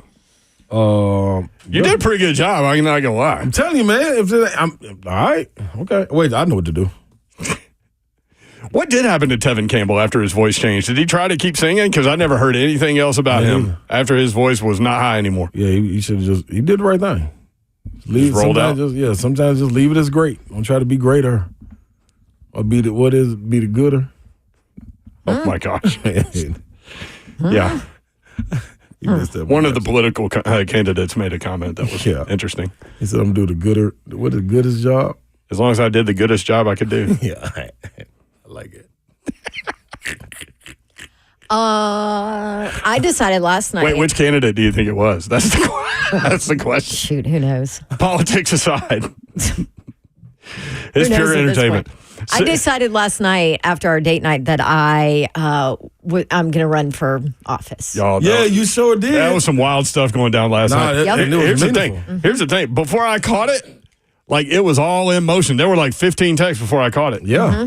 Poor Mr. Babs. Well, number one, you stole his phone. Like, it came from his phone. Well, that's your first sign that I was not in a legit state of mind because I had lost my phone at this point. Oh, no clue where it was. So I was like, give me your phone. I'm going to ask the boys what they think. I need to ask a question. I mean, I'm gonna ask when the boys. message comes from Travis Harder and it begins with, hey, boys, this is Dawn. I've had quite a few drinks, but in all caps. I have decided that I think I need to run for political office. And then it went from there. Yeah. I was in so much support. Yes. That's our music. Hello. Somebody said in the hall before the show that I think the quote was, Babs, I would vote for you over the two choices. I'm going to get that put on the shirt. To which I said, well, that ain't saying much. Babsy 24. And I don't care what side you're on. But the question was, how do you start? Like, if you want to become a politician, how do you start? And that was an interesting question. Like, do you run straight for legislature or? Like what? Well, so you said school board. I'm eyeing the school board because then Can you imagine her on ease school board? in. Yes. Can you imagine the guy running the school board meetings? No, I want to be there. So, yeah, I'm going to be able to imagine it. I'm going to make sure I'm there. Yeah, you would draw a crowd. Like, if you were on the school board, you would draw a crowd. I'm going to make sure of it. It'd be on public TV. It'd get ratings and everything. Get Shiano done. That's right. This is how that first text ended. Where do I start? School board or straight to House of Representatives? Definitely school board. Class president. I was the class vice president. So then she goes, In what grade, Babs? My freshman year. And then I was like, this is too much work. I was class president too. I remember writing my speech and delivering my speech. Really? Yeah. Yeah. I was class vice president in 8th grade and freshman year. And then I was like, I don't have time for this. Yeah. I got sports. So then she wrote, I need you all to respond ASAP because Travis is telling me I'm passionately insane and that I need to go to bed. I forgot I did. So then Slay immediately just fans the flame. Yeah. And then I went to bed and quit responding. Yeah. I'm like, Babs, you got us all up and ready to roll. Like, what's up? You just leave us out here. I think I saw it after she fell asleep. We out here with our little flags waving Babsy 24 and she don't even get up. It's in the middle of the street. Yeah. Fell asleep. You just went to sleep on the job. I did. What's going on, Babs? Well, hey, I'm already a great politician. Probably some jokes in there. I don't know. Get Murphy in here. 615-737-1045 at 3HL 1045. Did you guys see that Georgia had 2 more players arrested for reckless driving. What is going on? Is this just like a cultural thing? No, this is that now has permeated itself into like something in that locker room. No, I don't just guys think it's are Georgia. out there racing each other. I don't think it's just Georgia. I think it's all across the country. This is the NIL. This is You think giving Georgia young is guys just money. getting caught? Yeah. Yep, and it's some friction right there somewhere between the program, Georgia's program, and the police. Like it's there's something. it's something you don't that don't continuously happen. Like that doesn't Because I mean, I will say I hear it at night on 65, and you can tell they're racing. Yeah.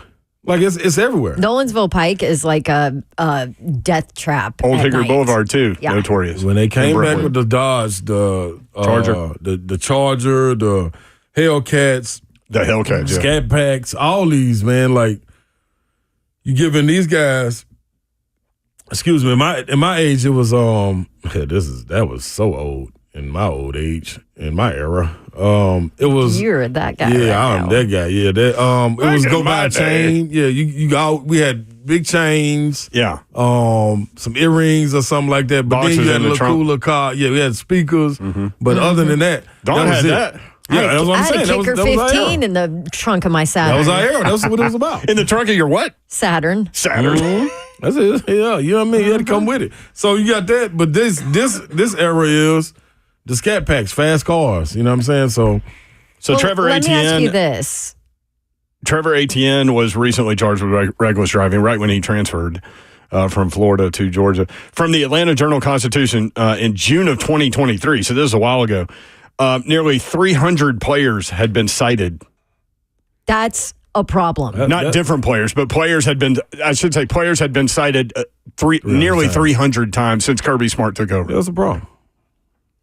So How about that? does that make you question the control that Kirby Smart has over his program? I ain't going to go that far. What I'm going to say is... I mean, because that's going far. I'm going far you by are. saying You right that. there at it. Yeah. Yeah. Like, At least 60 times players were caught driving 20 miles per hour or more over the speed limit. They exceeded the limit by more than 30 miles per hour in at least 14 of these instances, and by 40 miles per hour or more at least 7 times. 3 players broke the 100 mile per hour mark, one on a street where the speed limit is 35. Damn.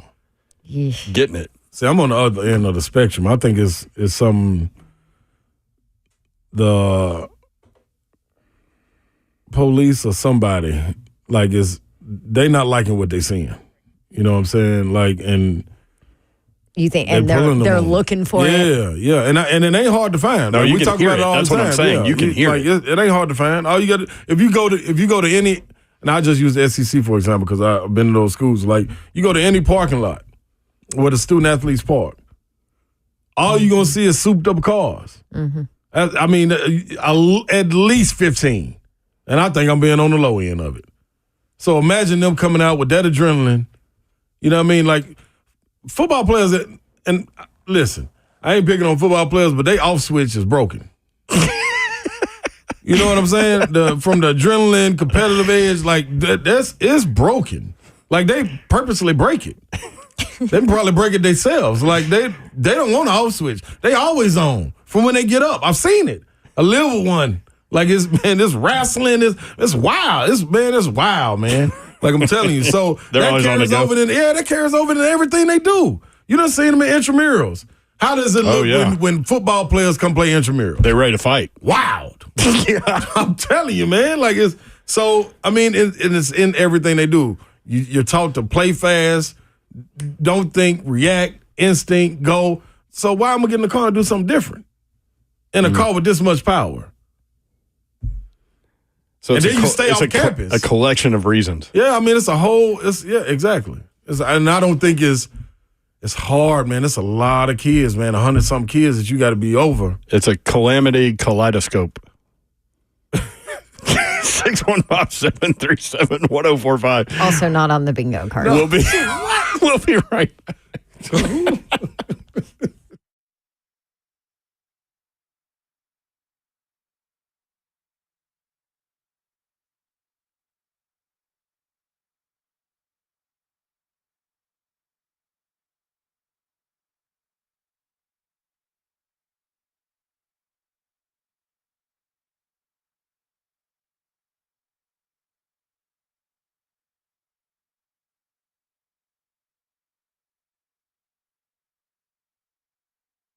What's happening is Famous Dave's. The All-Star Barbecue Series is 2 days away. All it is 2 sleeps. Sleep tonight, sleep tomorrow. We wake up, baby, and we got barbecue. July 13th at 11 a.m. to 4 p.m. right there in Hermitage, 5000 Old Hickory Boulevard. Famous Dave's in Hermitage. Come on out. It's free. You hear that? Bring the kids, the family, everybody. I'll be there judging. We got at least seven barbecue all-stars, and this isn't just a barbecue event that's happening at the park or anything. They are battling for a golden ticket to go to the big event that I think is held in Texas, if I'm not mistaken, for the Nationals. Texas Moonshiners, Charcoal Cowboys Barbecue, just to name a few. You can also meet Dave Anderson, Famous Dave himself. It'll be free wings, free chicken, free barbecue samples, and free Pepsi to wash it down with. Bring all the kids. I'll be there. You be there. It's Famous Dave's.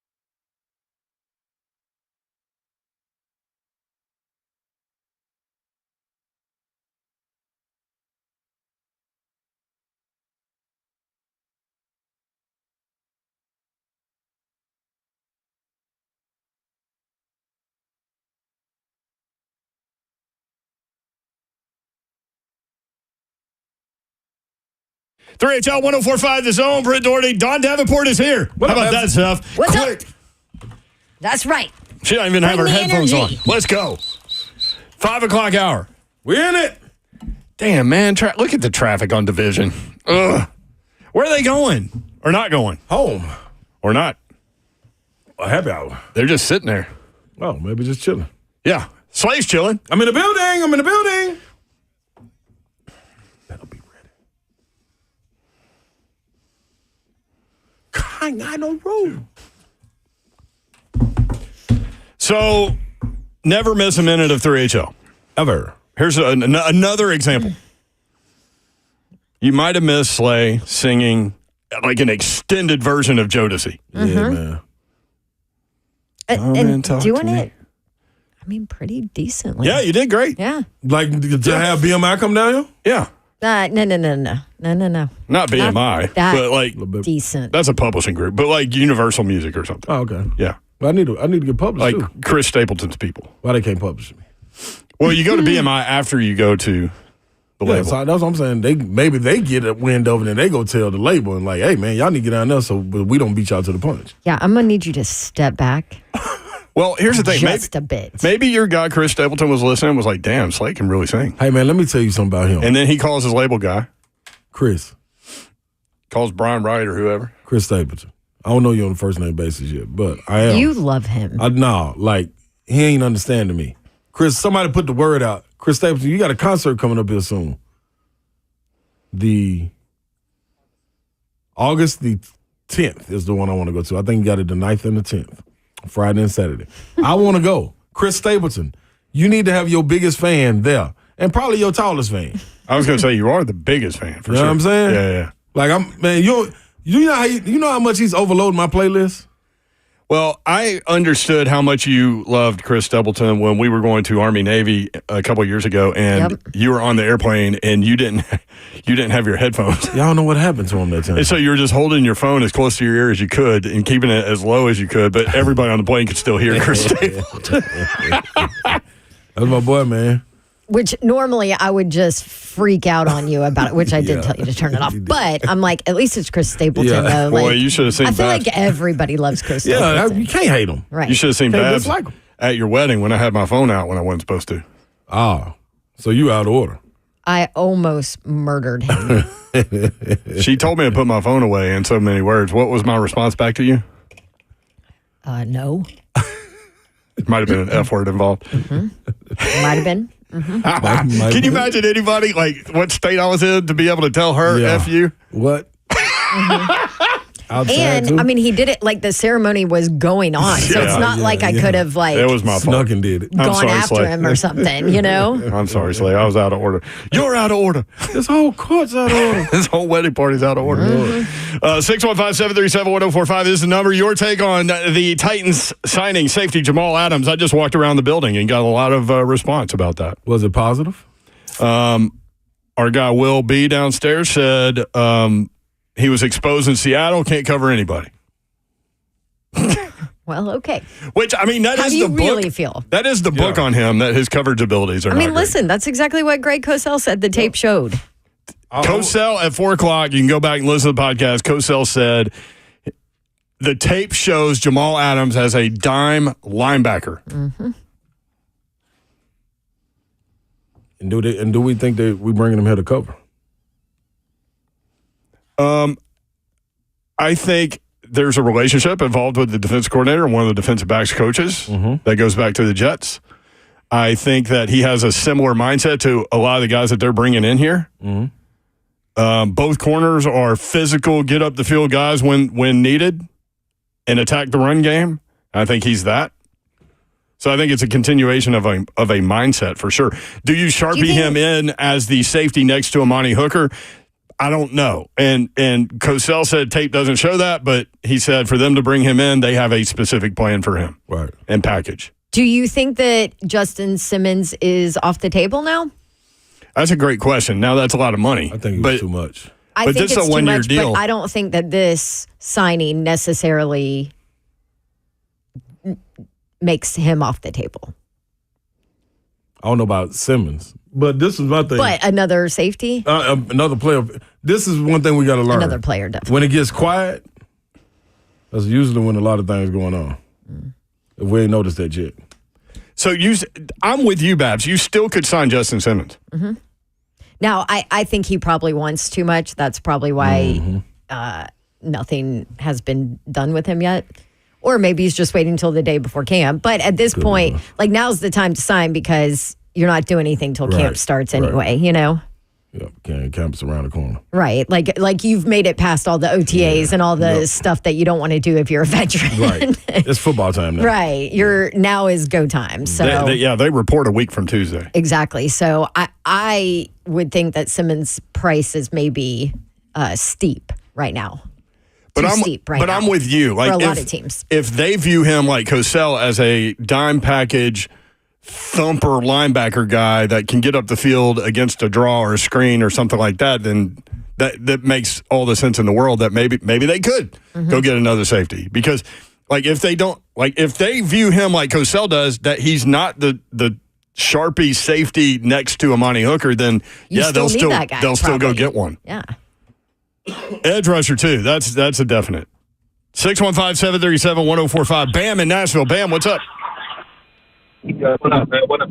Y'all good? What's happening? I don't know how to feel about this signing, if I'll be real with you. Reason being for a couple different things. One, Blaine gave me hope. Yeah. Cosell killed my dreams. And then Buck just, completely just obliterated my dreams. So I don't really know how to feel about it because I was hoping we went ahead and got Simmons. You know what I'm saying? So I thought he was off the table just listening to y'all. He may be on the I guess it's low risk. I don't really know how to feel about it. But, it's kind of one of them things where it's like you just got to let it play out. Back to the talent show thing, I played 7'7", 7'93", in the talent show. That was my first talent show. So, Blaine, go ahead and get that record there, bro. Yeah, man. I am right there. Him in the time. Thank you, Bam. 7'7", 7'93". Well, Bam is a professional musician. So. No, Bam Cole. Yeah.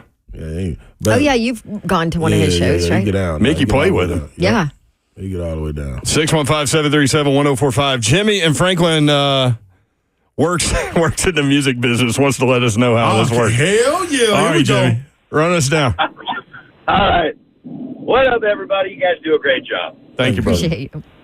Ronald Sylvester Slay. The first thing you'll need to do is get representation. You need to get a manager, somebody that believes in you, and somebody that actually knows how to work in the industry, right? I was going to say, I could be his manager. Yeah, I was going to let Babs do it. Okay. I'm gonna be his hype man and do the reverse running man all the time.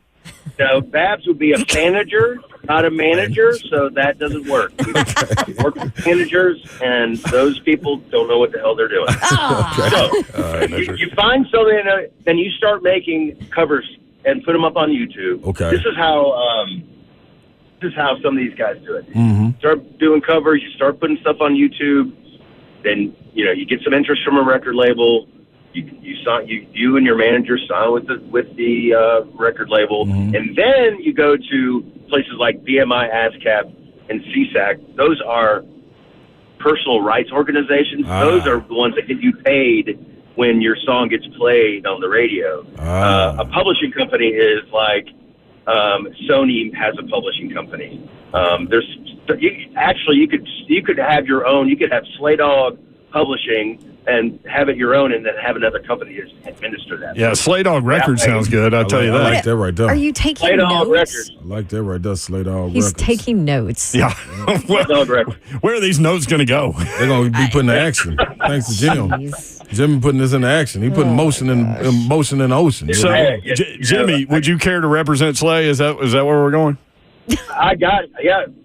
Yes, Ron, I will absolutely 100%. Hell, I already see where this is going. This is going to be this has the trajectory of kind of like Teddy Swims a little bit. Oh, jeez. Right. Do some cover songs, and then all of a sudden I'm out there. I don't lose control. I'm out there. Yep. That's how it works. All I need is belief. All I need is belief. You need somebody that can believe in you, and just be prepared to pay me 15% of everything you make. Look at high, Jimmy. Jimmy, you know what they call might be a little high. Jimmy, what they call that in the 70s is pimping. Hey, pimping ain't easy. That is the going rate for artist fans. Wow. Yeah, that's that is more than an high. athlete. Yeah. Good gracious. That's way more than my agent takes. Jim, I'll barbecue a couple of Saturdays out the month if we can cut down on that percentage a little bit. That works something out. I appreciate Thank you, Jimmy. Thank you, guys. Trajectory, huh? Yeah, man. Are y'all on tennis swims? No, but when you said trajectory, like moving forward and all those things, and you said I'm just out here, it made me think of like Kate Winslet on the Titanic. You know, where she was on the edge of the boat. Nah, that's way out there. No, I ain't driving no. that far out there. You know what happened to that? Yeah, she was out there without a harness. Yeah, they all died. Yeah. Yeah, I ain't going out there. The boat sank. Man, I ain't going out there like Willie Longlow. Remember when Cam Newton started commenting on Titanic, but he hadn't finished the movie? He hadn't finished the movie? And he didn't know the story? No, know I ain't how never it seen ended? No. By the way, did you see Cam Newton pissed off that he didn't get invited to Christian actually- McCaffrey's wedding? We actually have that. We'll play that for you. That took some editing skill on Zeph's part. Did you get them all this time? I listened to it like 2 or 3 times, so I'm pretty sure I did. Because these are F-bombs that are involved in this. Yeah, these are not. A lot of bleeps. Yeah. Cam. So Christian McCaffrey got married. Cam Newton was his quarterback in Carolina, did not get an invite, and went on a podcast talking about it. Oh, I got to hear this. Yeah, we'll hear it next. 3HL 1045 this.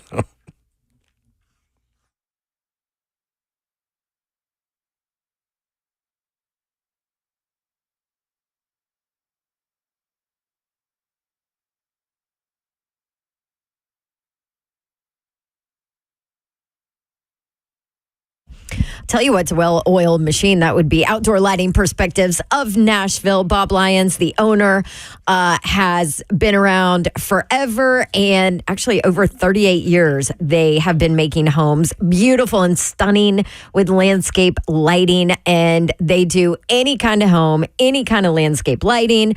Nashville's oldest landscape lighting company, by the way, and they are the leader in LED technology. So maybe you've been thinking about it, and maybe you're like me in the beginning, and you're like, how much of a difference will that really make? Oh my goodness. I knew it would make a difference. I did not realize how beautiful landscape lighting would make my backyard area.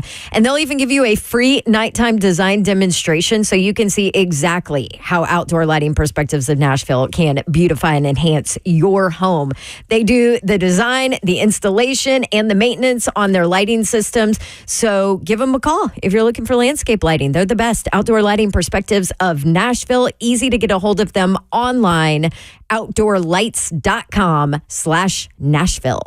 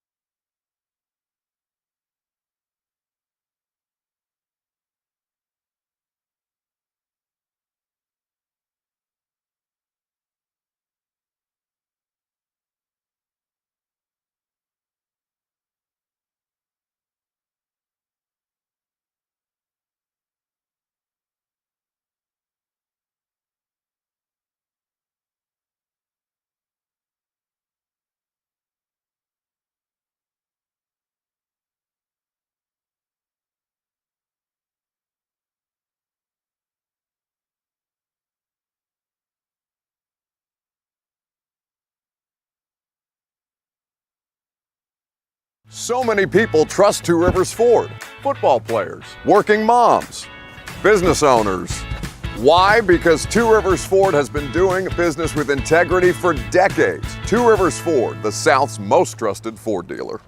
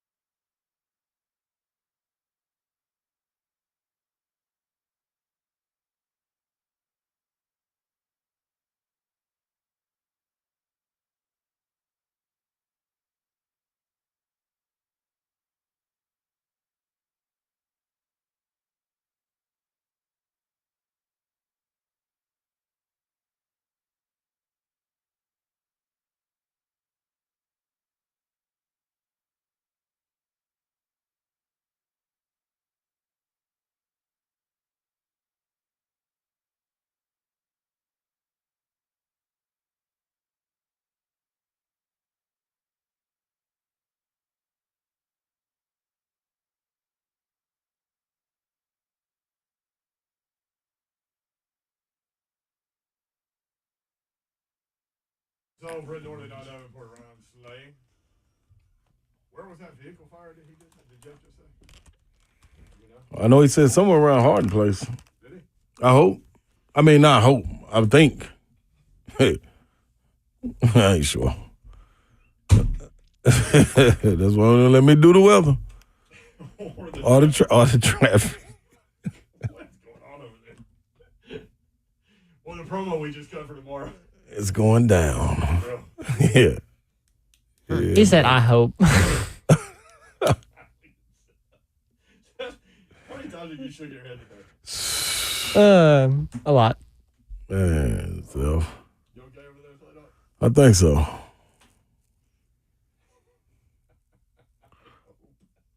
everybody's okay, for sure. Oh, definitely. I just didn't hear where he said it was. Yeah, the last thing I caught was Hardin Place. That probably ain't got nothing to do with nothing, though. Lethal Latin _615 says can't hear Mayor on YouTube. Yeah, that's right. They can't hear, though. You got it? Yep. Was that you? Yep, forgot to press the button. What did you do? Zeph!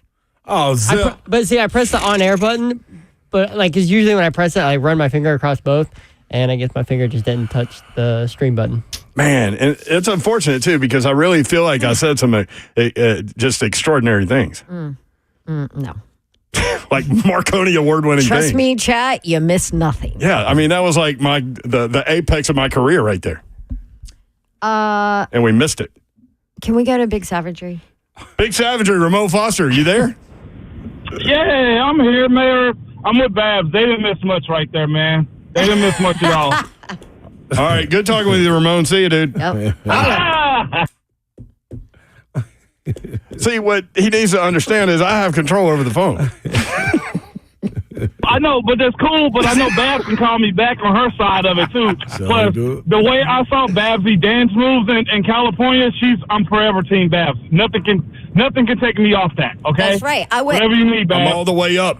I was not as bad as Buck made me out to be, was I? No, Thank you. no. Like you went from Babs, honestly, to like being called the homie. Okay, now that's funny. my dog right there. Yeah, Act Savage, like that is a step above. So that's a step But above. see, listen, man, I can't dance, so I'm not going to criticize someone else's dancing. where are we on the Buck dance scale? Like, anybody know? Yeah, Buck? yeah. He just like swayed. He's a sway like the wind blowing him.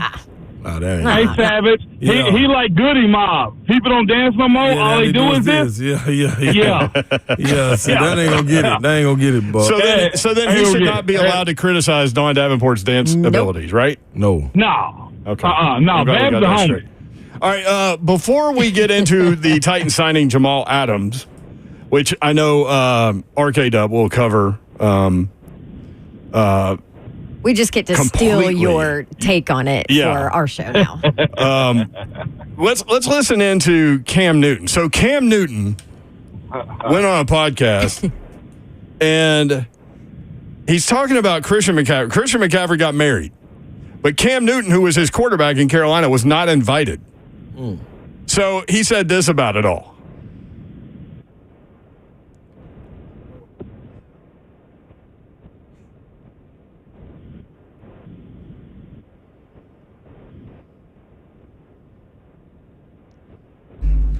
I know what. Is it because of the Brock Purdy beef? Was Brock there? But you was the first QB, though.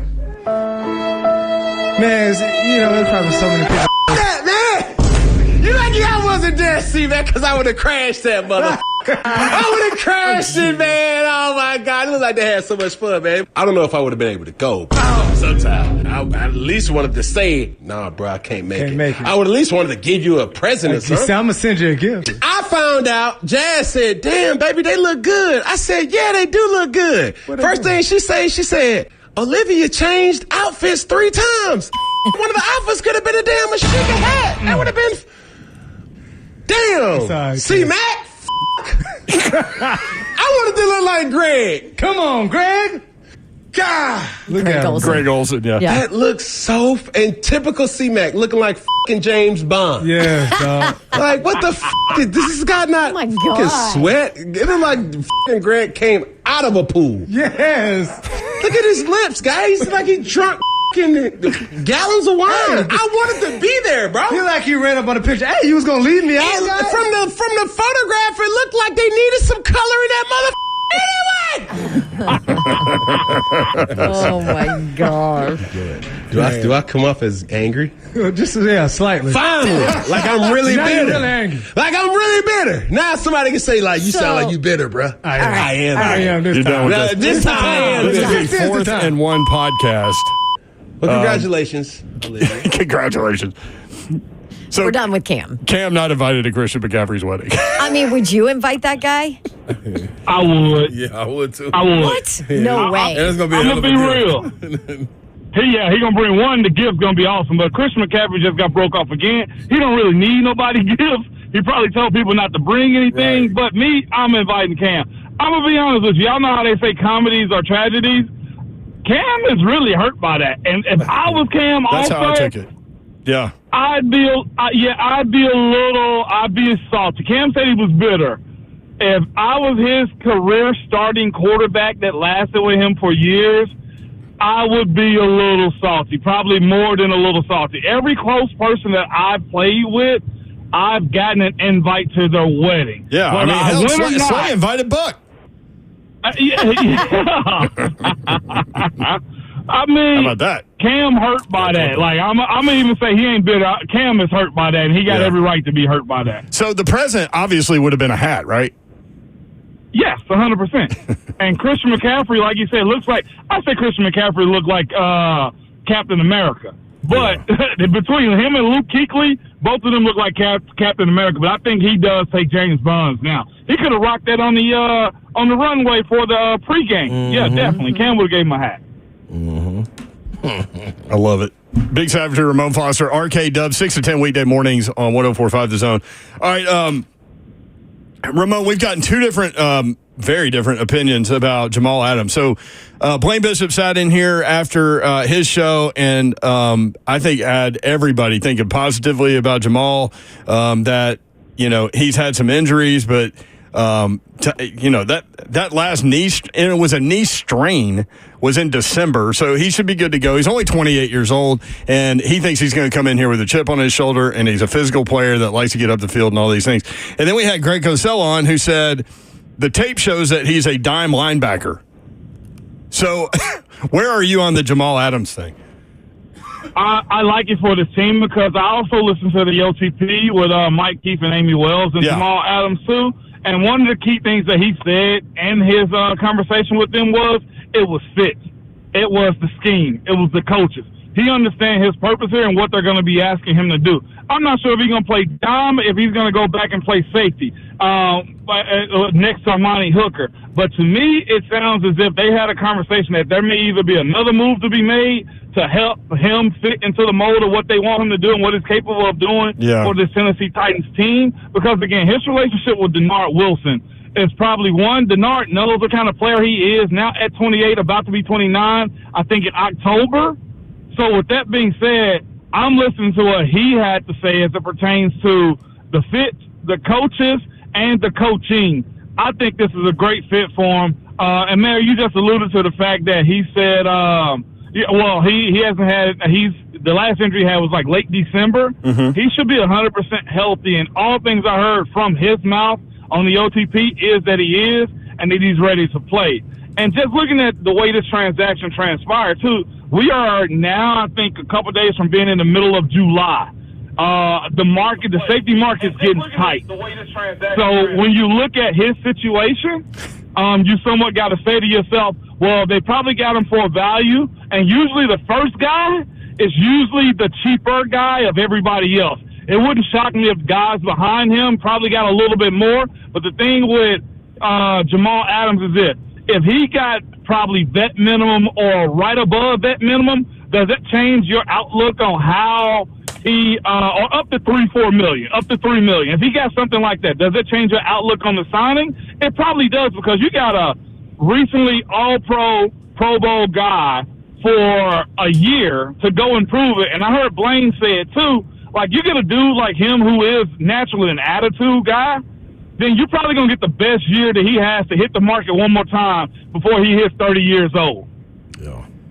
See, that was my thing, man. If you're going out to prove yourself so you can eventually get another bag if your performance is up to par, or maybe you create another lane for yourself just by going out and showing. If you, like Blaine was saying, if you 80%, 85% is still better than a lot of other guys out there that's trying to vie for jobs. Right, and Don made the point, like, just because they signed Jamal Adams doesn't mean they can't sign Justin Simmons, for example, or, like if it financially works. But, yeah, I mean, clearly, to your point, Ramon, clearly they have a package or packages in mind for him specifically that he will fit into what they want to do.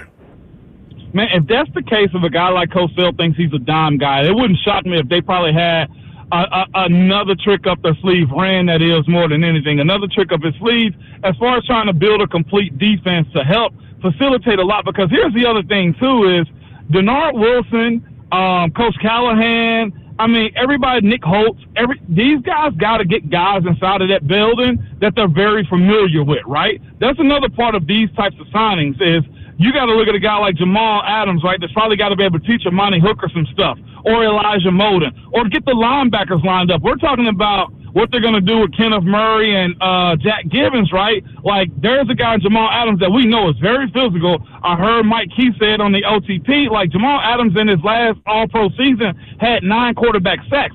So he's not afraid to play towards the line of scrimmage, even if he does go to dime. And let's say his coverage has slipped a little bit. You mean to tell me quarterbacks are not going to be looking to see where Jamal Adams is and everybody else on this defense? So my thing is, despite what you think of him and his injuries the last couple of years, you got to look at the player that he is when he's healthy. That's the thing that I'm laying my head on more than anything. If he's telling us he's healthy, he's passed the physical to sign with the Tennessee Titans, then you may end up getting the best version of him within the last couple of years.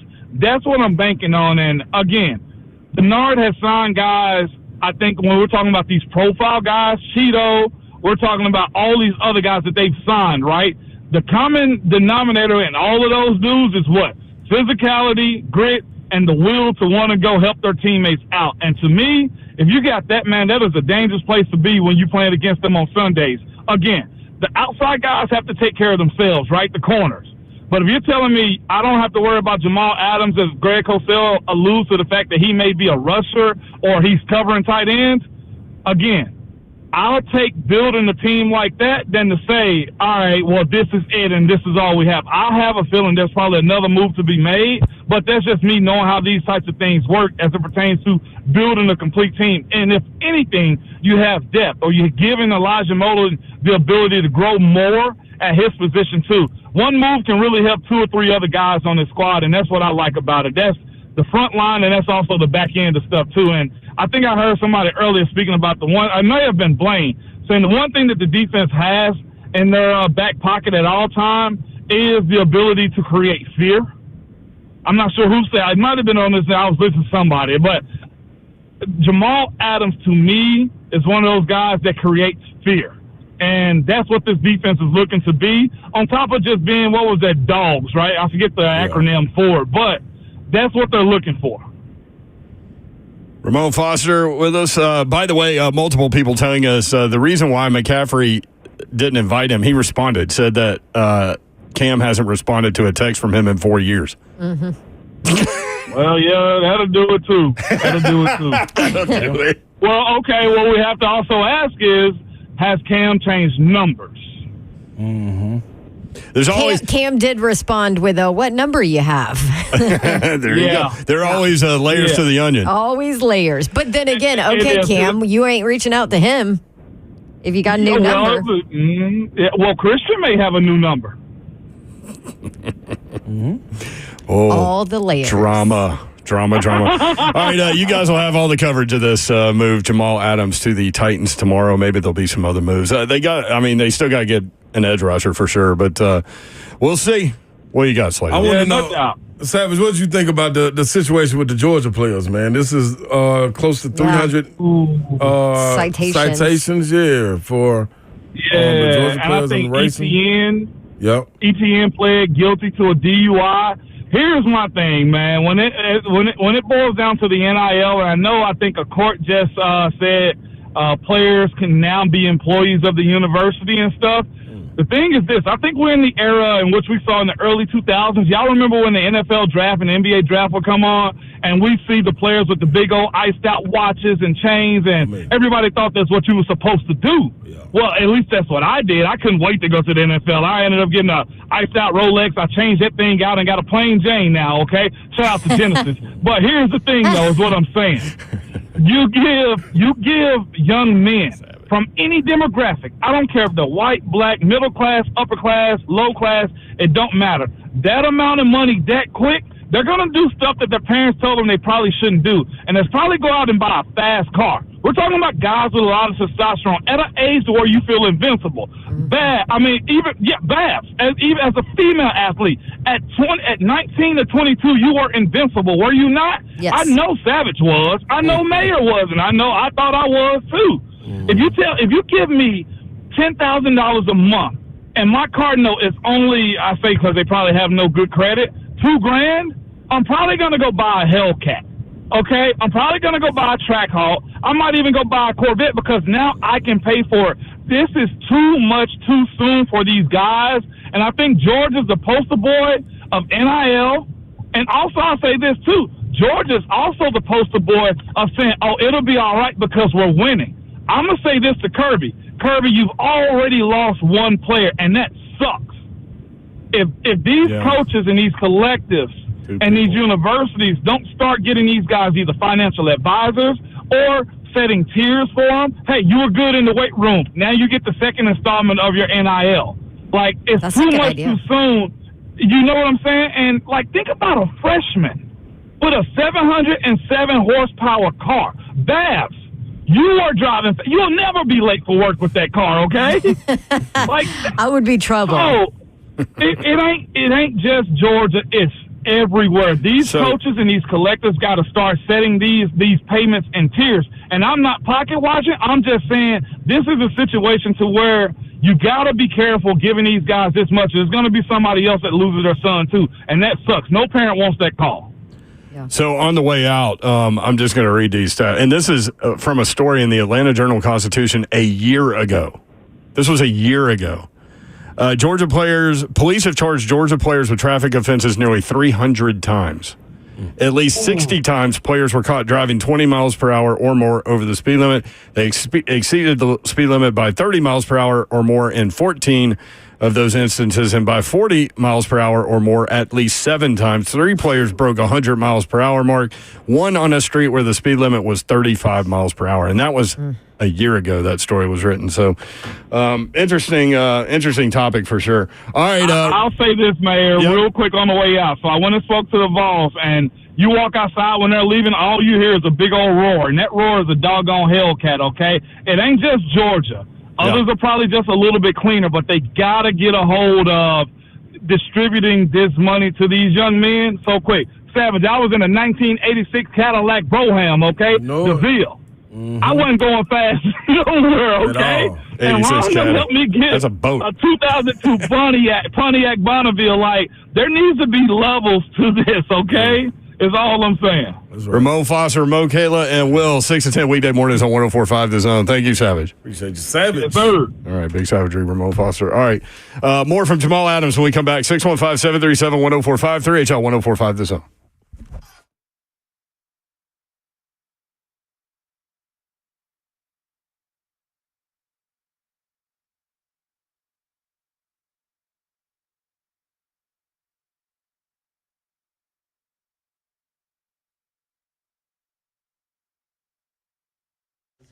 All right, I want to tell you about Pella Windows and Doors of Nashville. They've got a deal going on right now. If you need new windows and doors, or just new windows, or maybe just a new door, it doesn't matter. They can take care of you. 50% off qualifying installations and no money down, no interest, no payments for 12 full months. So you can absolutely afford new windows and new doors from Pella Windows and Doors of Nashville. Maybe you want to change them up in your house. Well, you can go to their showroom at in Franklin at 277 Mallory Station Road. It's an amazing showroom. There's always people in there that can help you out and show you different windows and doors and see what you would like for your home. Pella Windows and Doors of Nashville, of course, you've got the lifetime warranty on your windows and your doors, but also they back up their work with a 10-year labor warranty on top of the other warranty, which is leading in the industry. So go see my friends at Pella Windows and Doors of Nashville or schedule your free consultation. Check out that offer I mentioned at PellaNashville.com.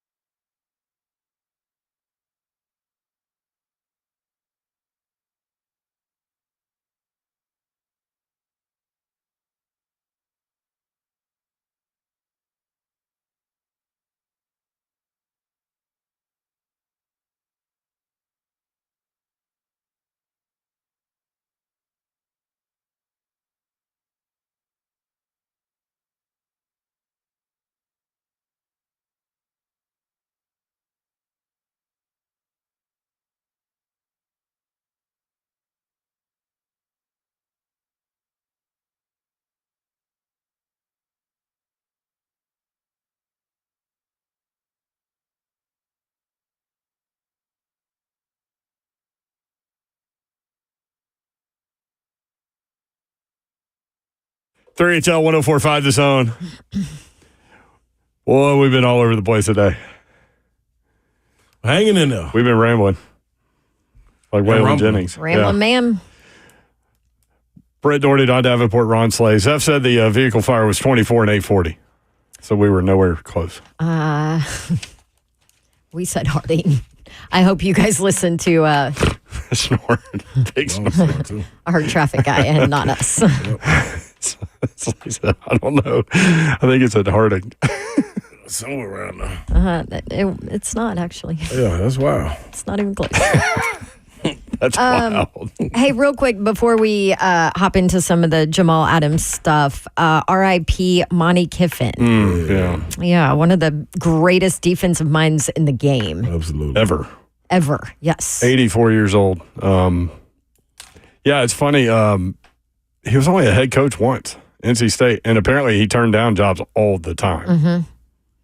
Ole Miss football put out a tweet in memory of Monty Kiffin and said in it, as his grandson Knox said, he's free of pain and smiling down on us from above.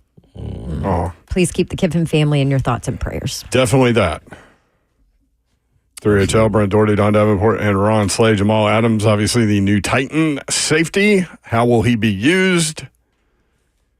We'll have to wait and see on that one. He'll definitely be a thumper. Yeah. He'll be thumping somebody. Mm-hmm. Somebody going to have to feel it. That's the style of defense we're coming with.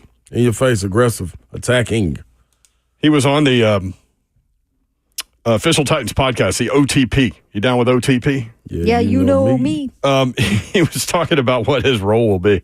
Well, hey, I don't know that yet. Okay. I don't know that yet, but I'm excited to learn my role. For me, man, I just want to come in and earn the respect of my teammates. Keep my head down. I'm not trying to come and cause, ruckus or anything like that. I'm just here to play ball.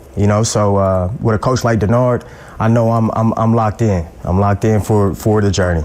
Speaking of Denard, Mike Keith asked him, what does Denard Wilson bring as the DC? Because Denard Wilson was on the Jet staff when Jamal Adams was drafted there. He's going to bring energy. He's going to bring everything out that you could imagine. He's trying to bring the best out of the player, each player. He's trying to reach everybody because it's one team, one heartbeat, right? So, for him, his philosophy is being a dog, but being smart. Being in a controlled environment, not getting too hyped, not getting too low, but staying even keel and, just being attackful. That's what it's about. That relationship also must be enticing to you to want to be with a guy that you already know what he's about, you know what he's bringing, and to be on the ground level of building something new, perhaps? Right. Yeah, I think that, again, he's just a guy he's going to ask his players to hold a certain standard. You know what I mean? He's not going to waver off of that. He has a standard that has always worked. It's worked for me and players before me, players after me. He's just that guy that's going to bring it out of you. You continue to hear the same consistent message about Denard Wilson. Yep. I mean, from everybody. From everybody. From players that he drafted back in the day, from coaches that coached with him, from current, players. You continue to hear the same message about Wilson, and I think his players are going to absolutely love his scheme and love playing for him. Mm-hmm. Jamal Adams, we were talking about 28 years old. He's had an injury-riddled last couple of years. Is this a reset for him? Yeah, I think it's like a fresh start, Obviously, just being at the top of the NFL for so long, and obviously injury happens, and then you go down and you hit rock bottom, and then, you're just kind of climbing back up. So for me, it's a restart. Man, I wanted the perfect fit. The main thing for me was just about coaching scheme. Who are the coaches? How are they coaching?